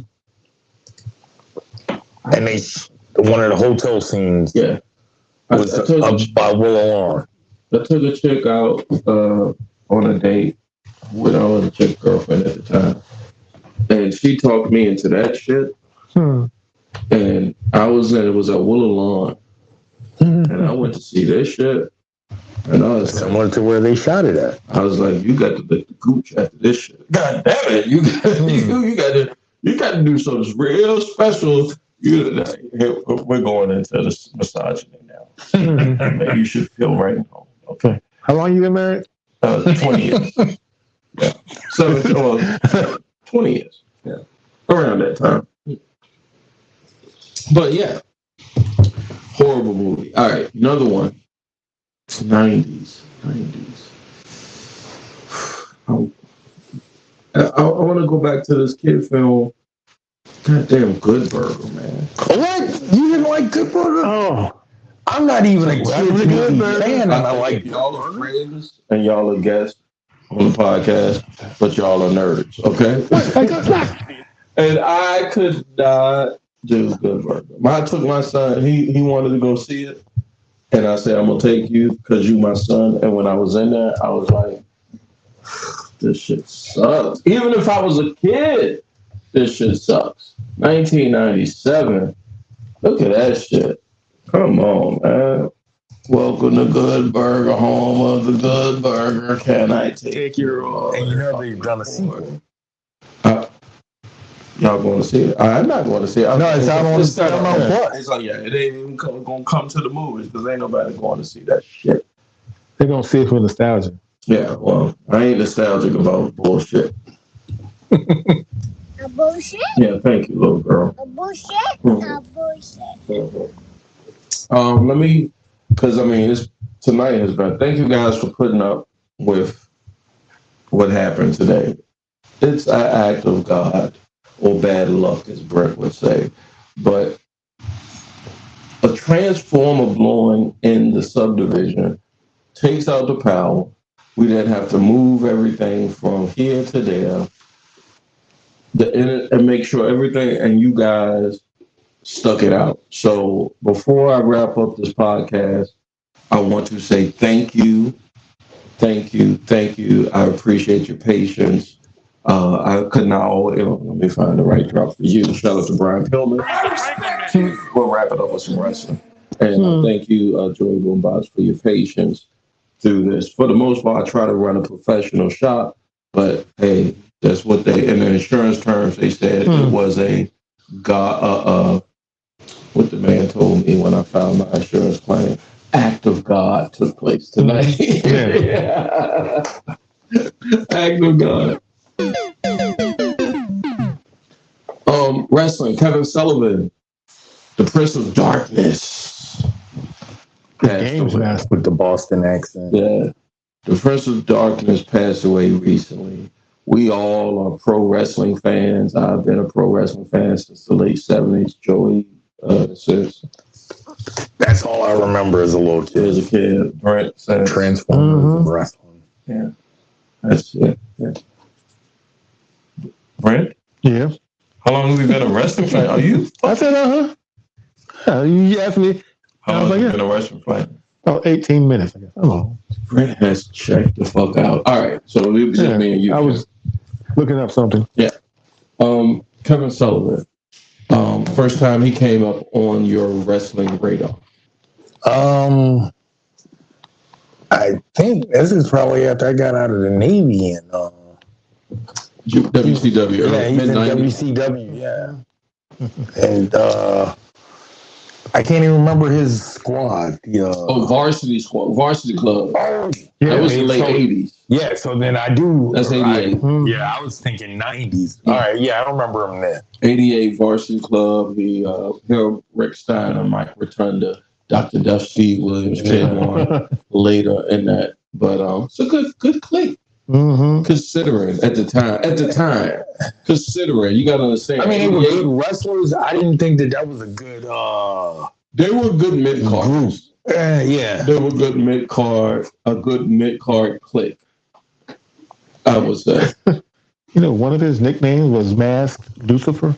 Yeah. I was getting. I didn't know that. Throw it to you because That's why I was looking up his. That's what you was doing when I threw it to you. You just. I was reading all this stuff about him. I was like, "B, answer the question." He was like, "I did." I'm like, "Yeah, did." He was married to Chris Benoit's wife first. Yeah, we get that. We get that. B, first time the devil incarnate showed up on the pro wrestling devil incarnate showed up on your wrestling radar. I think it was with the Varsity Squad. Really? Yeah. Oh my God! All right, so then it comes to me. I'm gonna tell you my wrestling story. That's how far back I go. I was a big wrestling magazine guy. Inside Wrestling, Pro Wrestler Illustrated, and The Wrestler. Yeah. All three probably run by the same company, but in the 80s, those were my go-tos for pro wrestling outside of Mid-Atlantic, Crockett area. Yeah. And so we had a convenience store on the corner of, and then we had a convenience store at Cary and Shields, is where, well, not Cary and Shields, Main and Shields. It's a gas station there now. But then we had a grocery store, A&P Siegel's, right down there on Meadow and Cary and Meadow and Main. And so when my folks went to the grocery store, I would go to the kids would not know what that is like going to the comic book or the amusement section where you put a quarter in, get some gumballs, get the football helmets, out the joint, I mean, they still have them. Magazine stands. Yeah. And so we had magazine stands to catch up what was hip at the time. So I would go to the magazine stands, and as I see the titties from Playboy and Penthouse and Hustler, I look at them, and they try to cover them up, but oh, that's the wrong one. That's the wrong one too. Let's find a good one. Oh shit! I was looking. Okay. I ain't gonna forget about Blacktail. Yeah, Blacktail was way later. I'm talking about this is 80. 80s. Oh. Yeah, this is like 82, 83. Like I'm 5th grade, 6th grade, go to the store, get some bread type shit. Mm-hmm. So I see Kevin Sullivan on a Pro Wrestling Illustrated looking like Ozzy Osbourne or Alice Cooper, with the Road Warrior-esque like spiked out chain around his neck, makeup on, looking like he's satanic. Then he had a white girl by the hair, pulling her hair back. It looked like he was about to punch her in the goddamn face. And she was dressed scantily. I'm talking about scantily. Her whole ass was out, titties out, makeup all everywhere. I said, what the fuck? Give me that. Exactly. Can I buy that? Can I buy that, Mom? Can I steal that magazine? They kept talking about him, the stable coming out, and immediately started beefing with Justin. This is Jimmy Garvin. Jimmy Garvin. Oh, no, this is because he wanted Precious. No, this was way before. I'm just saying. This was one. That's WCW in Atlanta. I'm in Florida with the Graham the Graham promotion, and I said, "What the fuck?" And we didn't even get in the early '80s Eddie Graham Championship Wrestling from Florida and Virginia, but that magazine cover alone was like, whenever this motherfucker come to Richmond, I want to see him. Yeah. So that's my first thing. I say, he had this bad chick and woman, Nancy, woman,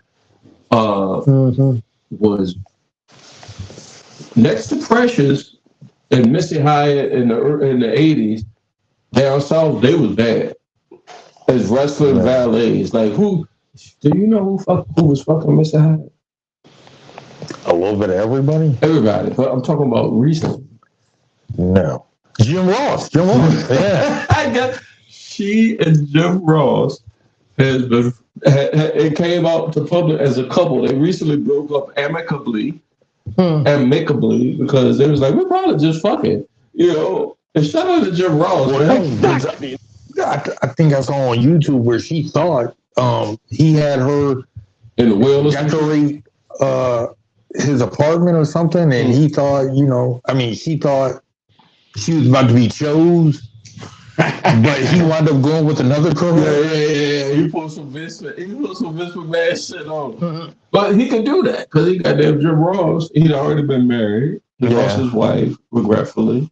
And so he got the bag. So that's what I'm saying. Like, women can't get the bag. If they got money is power in the United States on Western civilization, capital is power. So if you got the bag, you got to watch out for niggas trying to sue you, divorce you, use you for the shit.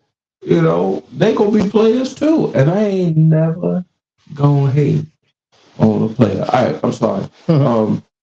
I got your Kevin Sullivan. I got everybody's Kevin Sullivan. Yeah. Then I came up upon him after I saw him with woman in Florida and all that devil shit. He came up to Crockett or WCW Turner, and he got Varsity Club, and then I saw him with Pillman. I respect you. And then the Pillman situation, the Benoit situation, and then that's when I became from a mark that wanted to get behind the scenes in the pro wrestling. I was like, oh, he's the booker. So that's why he's in the middle of all that shit. So, Kevin Sullivan always came across to me as somebody that if I was in the wrestling business, I probably would want to be like that, like in the mix of everything. Because if you don't have a particular shtick or particular skill that they can use in pro wrestling, you pretty much for nothing. And he found a way to stay in pro wrestling for 40 years to my memory. So for that, kudos and rest in peace to the devil himself, Kevin Sullivan. Sure, he clapping for the devil would clap that you died. Yeah, he would. Thanks, celebration of his life. Yeah, celebration of his life. Anybody got anything else before we wrap up? I'm just glad. The Olympics is over. That was great. Now football season starting now. Yeah. But I do got one question though. Yes. How about them Cowboys, man? We're gonna win the Super Bowl this year. Oh my God. You are really in your fucking bag tonight. Oh, what the fuck? You are really in your bag tonight. I'm just messing with you, man. You know you had to. Hey, Brent. Yep. There's a couple of things I can do with that, right? I get your fandom, Dallas Cowboy fans. It's August the 16th. Okay, I get your fandom. So it's don't be like them red hat wearing motherfuckers and ignore reality and be in a cult. Because sometimes y'all gonna be in a cult, right? So I'm not even talking to you ignorant motherfucking Negroes. I'm niggas tripping. Yeah, I'm not talking to you bitch ass niggas that's in a cult of fandom over that. So y'all can check, scroll, dislike, report me, do whatever, but fuck you. I'm not even talking to you. Now, let's talk to the rest of them. You're not going to win shit until you get in the room. Ask Washington. Okay? You're just not.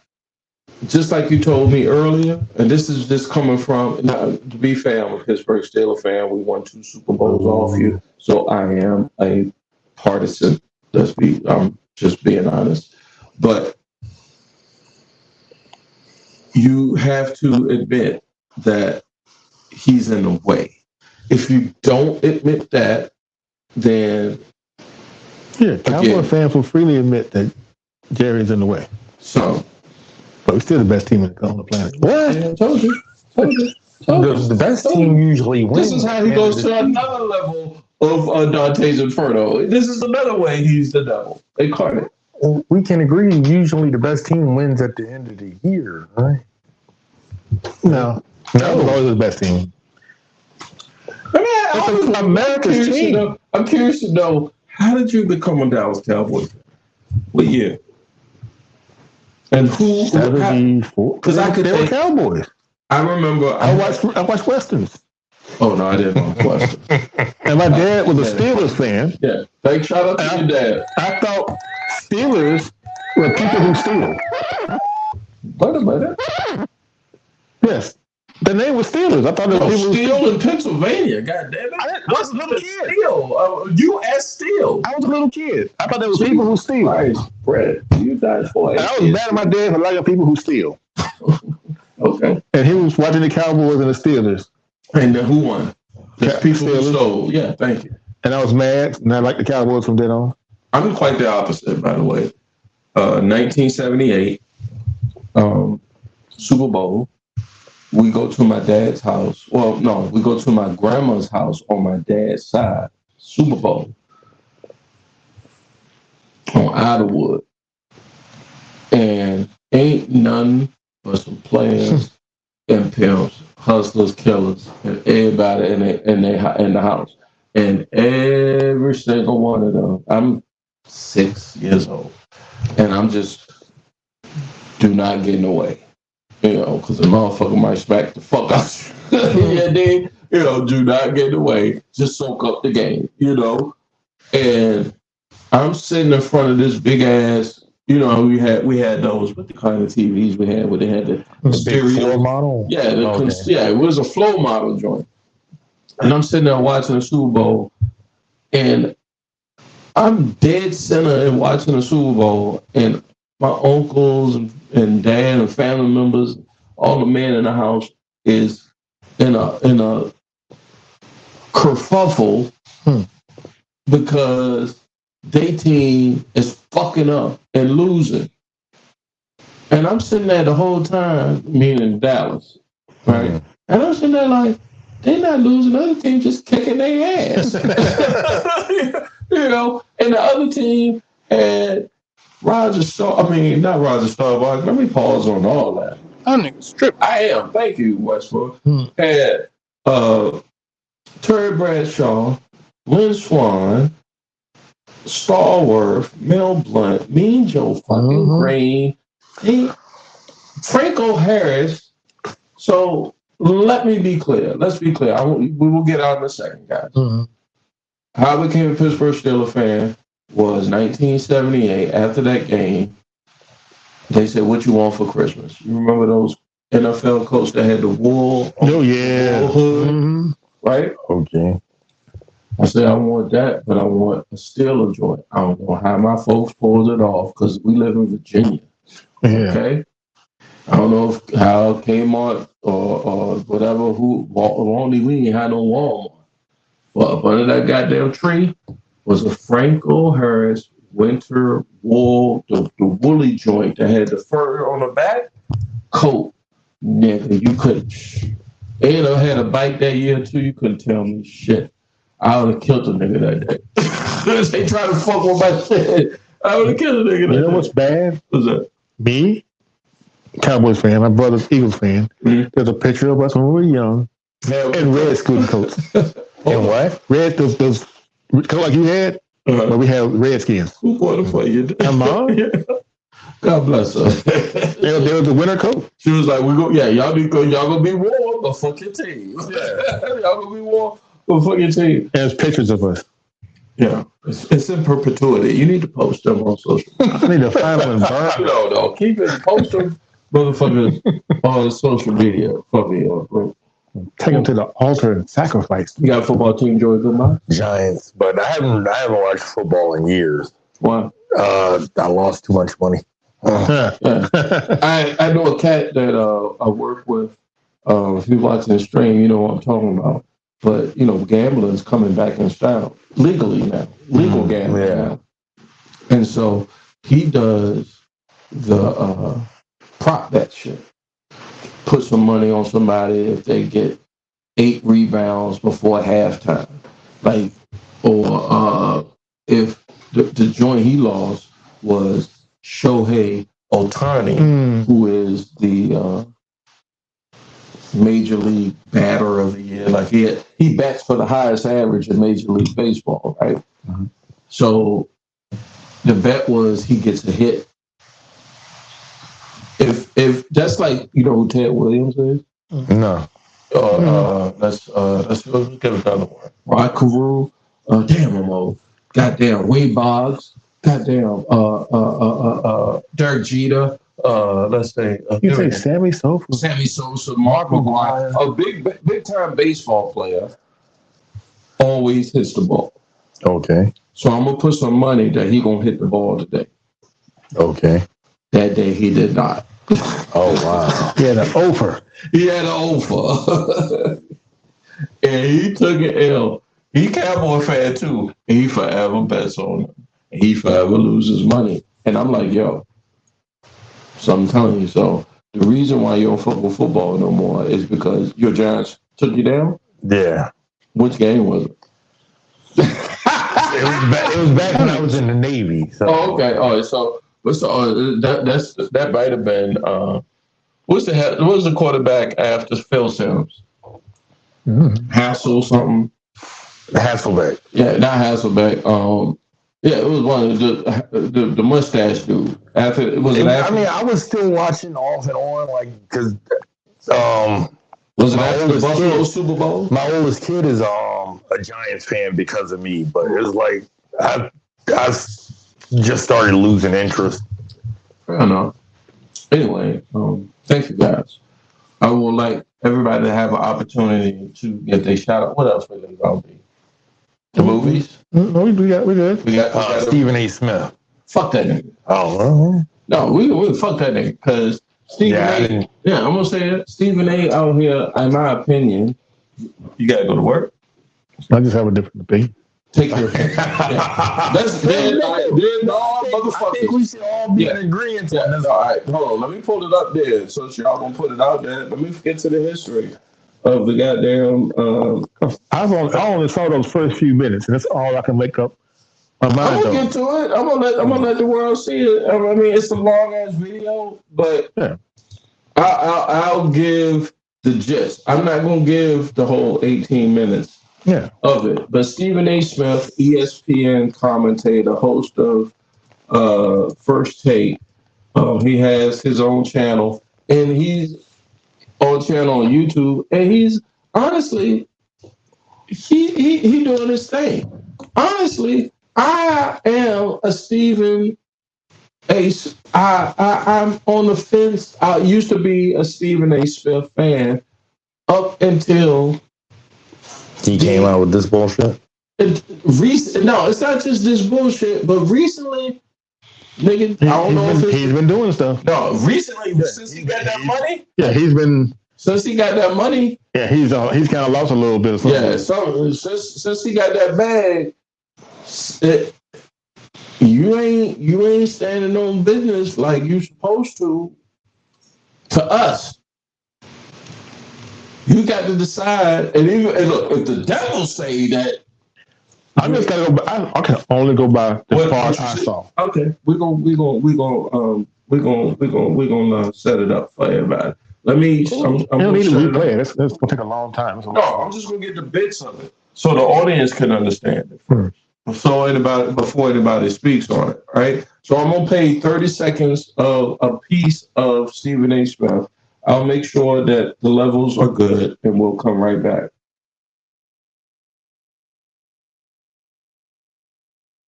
Not been on my sister Kamala Harris, HBCU grad just like myself, Vice President of the United States of America, former Attorney General for the state of California, former District Attorney in the city of San Francisco. I I see what folks have been saying. Not all, not most, but some folks have been trying to say about her. You understand? Questioning her intellect and all of this other stuff. Now, I ain't going for that. We ain't gonna get into the questioning her ethnicity either. You don't sit up there and get to tell us if we got a speck of black in our blood, then guess what? We black. But then all of a sudden she's running for the president of the United States. You want to ask questions, is she black or is she Indian? I don't know. No, we don't get to do that. We ain't doing that. All right. But having said all of that, fair is fair. Fair is fair to independents out there. Fair is fair to conservatives and Republicans out there. There's certain things that we have to hold both sides to. Now, Joe Biden stepped aside as the presumptive Democratic.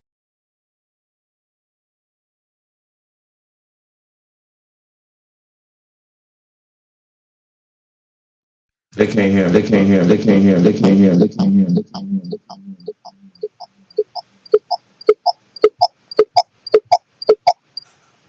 I paused it right there, because he said, I learned how to listen. And we all been in relationships for a long ass time, right? I learned to listen, not just from a woman, but just in general. When you hear a but, they start doing all this, yeah. But now you got me listening. So when he was talking about, he set us up. He set us up with the I'm a supporter. But no, ain't no but. No, yeah, it is a but. Ain't no but. Because what came after the but? Bullshit. No, he said, see, now you just glossing over. He said, but why haven't you done an interview? That's pretty much what he was saying from Why don't you go on the show, sit down with this person, that person, sit down with him, and do an interview? Yeah, I know what he said. Is that not fair? Bullshit. It's not fair to ask her why hasn't she done an interview? She's running for the president and has sat down and done an interview. It's not. It's not fair to ask her to do an interview? It's not. She only been running for president for 2 weeks. Yeah. It's not. And she got advertised every day. Get up to speed. To go. She's been in the White House for 4 years. You got to put it in historical context. She's been in the White House for 4 years. She's up to speed on it. She knows she's in the House. But you got to give it context. The context is, historically, she's the second woman to run for the president of the United States. Third, Shirley Chisholm. Shout out to Shirley Chisholm. Exactly. In 200 and some odd years, 248, 45 years, she's the third woman to ever run for president. Second, she's the second black person to ever, unless they try to say Abraham Lincoln was black, but she's the second in 250 years. And she got enough of the other side shitting on her. She don't need somebody asking for an interview. No, she don't need somebody that's saying, I'm for you, I'm with you. But she don't need that. If B. He said, I'm for you. Come do an interview. That's not for him to say. Fuck is he? How can he say that? He has a platform. Why you? That's my point, and I put this out. Kamala, come down to his show and do an interview. I would not do an interview with Stephen A. Smith if I was her, because you're big enough him. He asked. You running for president. He's just a nigga with fucking money at ESPN and a large following. Yeah, people who watch his show. But not on that. Not for that. Political insight, not for political insight. Yeah, not for that. Like, you doing that for like just what everybody else would do it for, likes, clicks, and whatever, and they don't even fucking go and vote. Should she go on Shannon Sharp show? No, fuck no. That's beneath her. That is so beneath her to go on Shannon Sharp. So what show should she go on? She should not go on anybody's show. She should just run for motherfucking president. And then she's gonna lose. Because she doesn't do an interview? Because she doesn't get her So do you? What are you saying? Are you saying that because I don't think you're saying that because you're not a supporter. I think you're saying that because you think the other side is going to play. I'm not worried about the other side. I'm worried about people that's coming out to vote. Who you saying her? She need to expand. I mean, people need to vote. So you need her to reach down and get the niggas that don't vote. Yeah, because there's people out there now that's saying stuff that's not true, and she needs to get out. She needs to offset that. Yeah, and get out there and prove them people wrong. Maybe she can bring some. There's a part of that argument that interview isn't going to help because most people aren't going to watch. That's not going to help. Some people going to say she's bending to the will of the other side if she just go out and sit down with fucking ain't no Walter Cronkite no more. But I mean, she sits down with Lester Holt. She sit down with Lester Holt Monday. What presidents haven't done interviews? They don't. I can tell. Give me an opportunity. I will find it and I will show you. But during a campaign, they don't sit down and do one-on-one interviews. Yes, they do. They do interviews and campaign. I always tell people that's got this argument compared to what? There's a Welsh dude that sung a song, Tom Ford. No, not Tom Ford. Tom something. He's from Wales. Tom Jones? Tom Jones. And the song is, what is it compared to what? It's not unusual for people to go on shows. Yeah, it's not unusual. Bill Clinton played the sax on Arsenio. Come on now. Go have a conversation. But compared to what? For her to have interviews, she can do it? Okay, that's fine. Trump went and talked to black journalists. Come on, man. He got his look like a fool, too. Oh, yeah, he got ripped apart. Yeah. But that he don't get credit. But his base loved it. Yeah, because they don't. It stimulated his base. You ever suck a nipple with hair on it? Mm-hmm. How'd you feel? It was a nipple. See, that's the difference. And he liked it. Oh. And he liked it. That's the difference. That's where the devil is. Things to do while you're in jail. Yeah, the devil's in the details. I'm just telling you. I'm not. No. You heard this, Joey Boombots. Your thoughts? I say she do an interview when she's ready to, but she's ready now. Fuck, she need to do it. She will. I mean, I'm just all against Project 2025. Yeah, so. And Agenda 47. Compared to what? Thank you. Compared to what? And Agenda 47. They're both horrible. What's Agenda 47, B? That is the one that Trump. Why do I not know Agenda 47 is? Not watching. Trust me, bro. I'm watching. Yeah, she sits out the interview. I got 8 to 5 cameras going on right now. You mean tell me? Project 47 is not in here. Those cameras are watching here. No, I'm aware. Project 47 is what, sir? Just give me Agenda 47. I'm sorry? It's Agenda 47, Project 2025. Yeah. I know. All right. I know what Project 2025 is. I ain't fucking with Agenda 47, he mentioned when people started badmouthing 2025. Well, yeah, because he's trying to walk away from that now. But if you read both of them, they have much of the same language. So it's still a Republican thing. Yeah, I'm trying to say not to vote for Trump, period. Like, don't lie. Here's the thing. Why are we entertaining? I mean, I understand we are entertaining. I gave the whole 2008 speech earlier.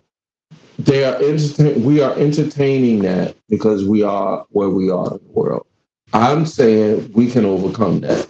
A lot of other folks are saying, no, we can't. And I'm saying, well, if I say I don't feel like busting a nut tonight, then maybe I won't.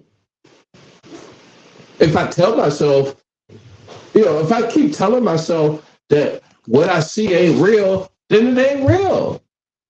You know what I'm saying? Like, stop. That sounds kind of delusional. Yeah, it is. You can say, well, something not real, then it's to be real. No, I'm just saying, like, if you keep putting bad shit out in the universe, you're looking at the world from there is no hope. Like, at least she's talking about. I saw something she dropped today talking about giving talk to the. I know you think I'm high, but no, I'm just saying she's talking to the population. She did a rally and a speech in North Carolina, and she talked to the whole country because all the media outlets covered it, and she gave her economic plan. And one of the things was $25K if she's elected. She's not saying I'm gonna give you away money because you got to get it past Congress, so she got to do it through leadership. But $25K to help you buy a house. Now I know for a fact I got millennials and Z's talking about shit expensive out here. Jay, what the fuck you talking about? Exactly. You got us fucked up. That's why they don't like talking to me. They scared to talk to me because I'm like, I don't know what the fuck y'all talking about. I'm good, but they like, I mean, the food is a little bit expensive. You know, if gas and eggs, I told somebody in the group chat one time, gas and eggs cost the same. We got a problem. We got a whole motherfucking problem. You know, because one is to get you to move, one you need is a little bit of sustenance. You got to pick and choose between which one. You know, and I'm like, yeah, okay. But what's the alternative as to what you're saying? Like, what is compared to what? If you're going to keep, and Stephen A., if you're going to use your platform and say, I support Kamala Harris. I'm in her corner. I'm this, I'm that for her. I'm this, I'm that. There ain't no but. Because the but is that. That's the other, the but is that. The but is you don't have the ability, and I'll pull up the quote. So you want her to do interviews? No, I don't give a fuck what she does. I don't give a rat's ass. She could go out this bitch tomorrow and scratch, or she could be an African booty scratcher. She can go out and shoot somebody right in the White House. Exactly, she could. Yeah, because what's the alternative? The man is saying, I can do whatever I want. I can go shoot somebody right here in the middle of the street and know nothing happened to me. What's the alternative? If your argument is she's gonna be just as extreme as him, no, I call bullshit on that. I didn't say anything like that. So what is your argument? I'm saying she can do whatever she wants to do. What's the alternative? She needs to sit down and be grilled and get her ideas out. And when someone conflicts those ideas, she needs to be able to say, who is she speaking to? Would you speak to would you speak to a numbnut motherfucker who you know is more intelligent than him? You know more than him. So would you even address the motherfucker if he was in the room? She's been in the White House. Who's gonna know more than her? She's gonna know more than everybody then. So everybody will be what you just said about her. So she was not. She knows more about what she's talking about than anybody else that can interview her. Yes. So everybody's gonna be a number compared to her. Yes, right. So that's why she's the best candidate at this time. There's no need to address that dumb nut. There's still a need for her to sit down and have an interview. To do what? To get her ideas out to the people who she did that today. That's the third week. And she needs to have those ideas challenged. They're gonna challenge them just because she. And they're gonna challenge her because just she needs to be challenged. Who she is. And then she needs to be able to stand up to that challenge in real time. I ain't got no problem. I do not. I think she will. I gave money. I think she would. I gave money. And look, to be fair, once you give money, they is on you. they owe you like a motherfucking collection agency for Aaron Renner Center. I guess, hey Jay, you helped us out. Come to this is almost cultish. Come to the cult now. You gave us some money. Please continue to give us some money. Come sit on the goddamn titty of Kamala and Tim Walz. And I'm like, yo, don't make me block y'all bitches. Don't make me do that. I did my part, okay? I don't go vote for you, and I'm advocating for you. I'm using what I can. Unlike this motherfucker. Unlike you. He never said not to vote for her. He didn't, but just bringing it up and the way he does is bringing her down. Just asking her to do an interview. Just asking her to do an interview. I got bringing her down. Go ahead, keep going, guys. I mean, this society nowadays is like it's soft. But I'm saying like society has ADHD. They're yeah, so if you don't say nothing, then nobody's gonna remember him. So I mean, he put out this little word thing and that's the only thing that's sunk into like people's heads is, hey, she ain't the one. Did he ever say she ain't the one? No, he didn't, but he did. How did he do it? By osmosis. He. So y'all just making up stuff to go along. Putting words in his mouth that he did not say. Not really, but it's like. But if he didn't say it, he didn't say it. You can come up with other conjecture or whatever you believe, but if he didn't say it, he didn't say it. Right, but you had those moments where it's like you know something about somebody, but you don't know them. You just feel something. I don't go by feelings. What? You got Joey Boombox off the case. It's a done deal. It's a done deal. I'm looking for my chargers and charge the rest of the phone. So Joey Boombox says what? That's the time. So it's like you meet somebody and they're like really creepy and they shake my hand. Like, how you doing? Now that's evidence right there. How you doing? that you don't feel some type of way? That's evidence. I just caressed your hand. Like, that's evidence against him. If you don't have any evidence, what the fuck? I don't know. If I meet somebody, I hope I get this out before this goddamn yellow line go off. Hold on. Yeah, I agree, Joey. I don't know what the yellow line is, but I'm just saying it's battery life. Am I gonna vote for her? Oh hell yeah. I'll vote for her many times. That's not the question, bro. This man just posed a real life question. Do I want her to do interviews? Yes, I do. I want her to get her policies out. I want her to get her ideas out. And we all do, but it isn't his place to point it out that she needs to do it. Mm-hmm. He's not a political analyst. He's not even close with it. He has no weight in that arena. Is he wrong? Is he wrong? No, but he's bringing it to the public's attention. I got a good one for. I got a good one for. My station identification. 5 more minutes, ladies and gentlemen. You're watching Taking No Shorts live stream, episode 67. I'm your host, Jay Grizzly Green. That's B. That's Joey Boombox. Make sure you like, share, subscribe to wherever you find your favorite podcast during the week. Apple, Google, Spotify. The live stream every Friday around this time. Facebook, YouTube, Twitch, Instagram at Taking No Shorts Pod. All right, sorry about that. Let me do this, B. Would you listen to a child if the child was right and you were wrong? Yes. Let me pose a question as I look into the camera. And you answer that. Mm-hmm. All right, I'm gonna look at the camera first, and I'm gonna turn my face. This is a scene. Do I know I'm wrong? No. I don't give a fuck. I don't at that point. Let's start that. Then we can get. Let me look into the camera. I'm asking Brent a question for the record. Brent is asking a question to a child. The child answers the question. The child says they're right. Brent believes them. Does not challenge the child. That's something different than I said. Like, would you follow a child if they got a point? If their point is correct, you got look at the camera. If their point is correct, you got to go with that point. I knew I'm gonna give you bullshit. I'm gonna let the audience decide.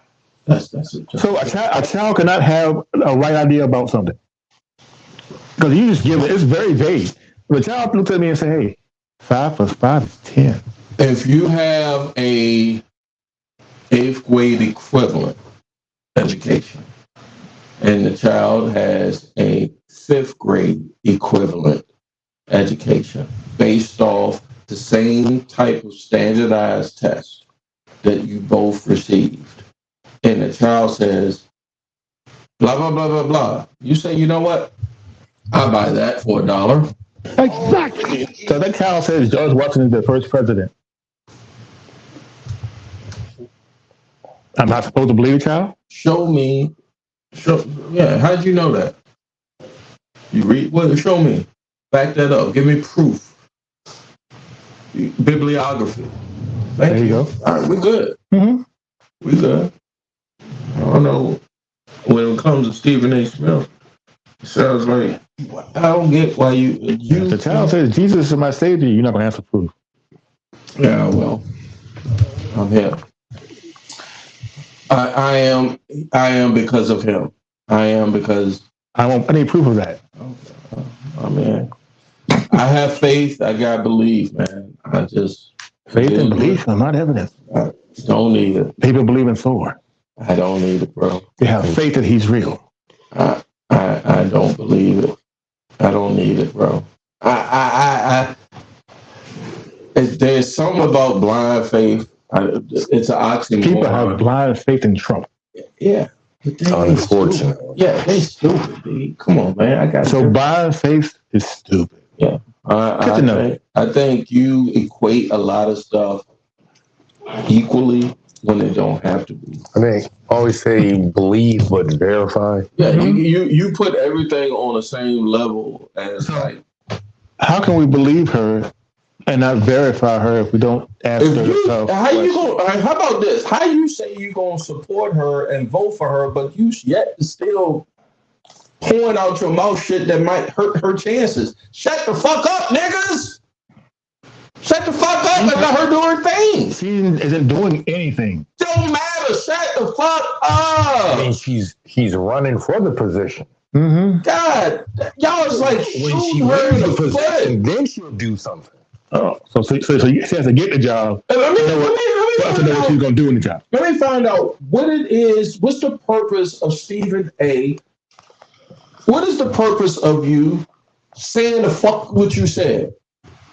To do what? Because he has a podcast and he can do what he wants. Right. And the same thing. I got a podcast and I ain't saying, even if I had the reach, I would not do, even if I got the bag that ESPN gave you, I would not shoot down the first black female president of the United States. Where was she shot down? I don't give a fuck. The nigga saying he could shoot a bitch in the front of fucking Fifth Avenue. And you mean to tell me you gonna use your platform to go and say, I'm gonna say I'm for, but man, get the fuck out of here. But I'm for, but you should do some interviews. It doesn't matter. Who is it? Who says it doesn't matter? Is it Gerard? Yeah, Dwayne. It doesn't matter. Yeah, it don't matter, bro. It doesn't matter. It don't matter, bro. Yeah. Not in these circumstances. Not in these circumstances. When she's up 48-47, it matters. It hurts her. I believe it hurts her more to have guys such as Stephen A. and Brett say what they're saying. What did I say negative about her? I'm not saying that. I'm saying how would it hurt? Well, you didn't say anything negative about her, but you co-signed. You got to hold shit. I said I want her to do the interview to hear her policies. Right? Are you contrarian just to be that? No. If you're standing on, I just want to hear her speak. Sit down, have an interview. Go over her policies, have them challenged. As opposed to what? As opposed to sitting down and not saying anything. For the reason of what? You're going to still vote for, right? Let's get to the business. Let's get to the business. For the people that don't know her policies. Who gives? Look, you care about them. Those are their voters that don't know. You care about that white and family in Michigan that's not going to show up or pull the level for Trump. I'm saying you cannot convince them. If they still on the fence, if the American public in the Midwest is still on the fence about what's going down after all this time. I'm talking about these black podcasters that are out here batting up on her about the supposed people that she has sent to prison. Those 2,000 people they say that she sent to prison while she was in California attorney general. Yeah, those are dumb fucking nuts. No, there was 40 people. Yeah, they dumb. They hurt her. They don't know the facts. Because if they put that information out there, the other side then say, look, who's the best person to put that information out there other than her? She said, look, I was in office from so and so to so. I had 2,012 cases, 40 people were incarcerated. She could sit down in an interview and do that. You got to take on this, bro. I think I already gave it. I'm not saying that he's wrong. I'm just saying he shouldn't be the one saying this because it's a black man. So he's not bringing her down, but he's not helping her. There's a white family out here that disagrees with There's a white family out here that disagrees with 90% of what that other guy is saying, but they ain't saying shit. He's not helping her. Right? They ain't saying shit. How's he there's hurting 1,000 it's a gazillion son of a motherfuckers out here poo-pooing on her. You got to understand what the fuck is going on. Exactly. Let's wrap it up. Shout outs for everybody. I'll let you give your last take and then we can wrap it up. Go ahead. I think we need to treat all politicians that way. Put them on the spotlight. Make them sit down and answer to what they've done and what they said and what they believe. I mean, from dog catcher on up. Yeah, I'm going to be in your ads today, tomorrow. So with disagreement with that, so if they have an opposing point of view or an agreeing point of view, where can they find you on all social media platforms other than Friday around these? Yeah, Brent 1437, Brent Lee 1437, at Instagram and Twitter. Yes, please. And Joey Boombots, thank you for being a part of Taking Those Shorts podcast, episode 67. Thank you. You are a part of a distinguished, weird ass podcast because the lights went out. I named it "The Lights Went Out" somewhere in Virginia. You know, it's crazy. It's just crazy, man. But I wish we could have talked wrestling some more. I hope you come back. Let everybody know where they can find you, where they can catch you doing your stand-up, and your ads for all social media platforms. VA Skates on Twitter and Instagram. You can catch me at any one of these open mics out here. I'm always at Benny's room. Shout out to Benny. Exactly. Wow, mic check Monday at Main Street Steakhouse every other Monday. So I believe the 26th. I'll be there. The bit about how your wife gets on you. Yeah, it's always something with her. I can tell how much you love her. I do love her, but yeah, I can tell. I know you got a level of hell you won't go through. I will not go through any levels of that imaginary place. Thank you, bro. Appreciate it. Thank you. I am your host, Jay Grizzy. Or Jay Gray. Make sure you like, share, subscribe anywhere where you find your favorite podcast. Episode 67 is a wrap. I like to thank my co-host. I like to thank my guests. Make sure you share. You know what? When the clips come out during this week, all I ask everybody to do, and here's the ask, is click the notification. It's 2 asks. Last week I only did 1. Click the notification bell. But the second ask is share the podcast, okay? Subscribe. Yeah, the subscriptions is getting that. We on a subscription level, but if they share it, it exponentially grows instead of me having to do what I did tonight. I fucking felt like fucking Kunta Kinte up in this bitch. God damn it. Exactly. I swear for Jesus I did. I was sweating. I'm like, where's my sweat? Right? Y'all don't give a fuck about all that. Behind the scenes. Yeah, the behind the scenes shit is real. God damn it. Heard Carter B say coronavirus. Shit is real. Thank you to my IG folks. I appreciate you. Shout out to AG. I'm working on this thing, bro. Y'all can see I done cut my hair off. Man, it's crazy. It's crazy. It's crazy. AG up there? Yeah, AG in here. AG was in here for a minute. I think I'll share that off the air. Bye, guys.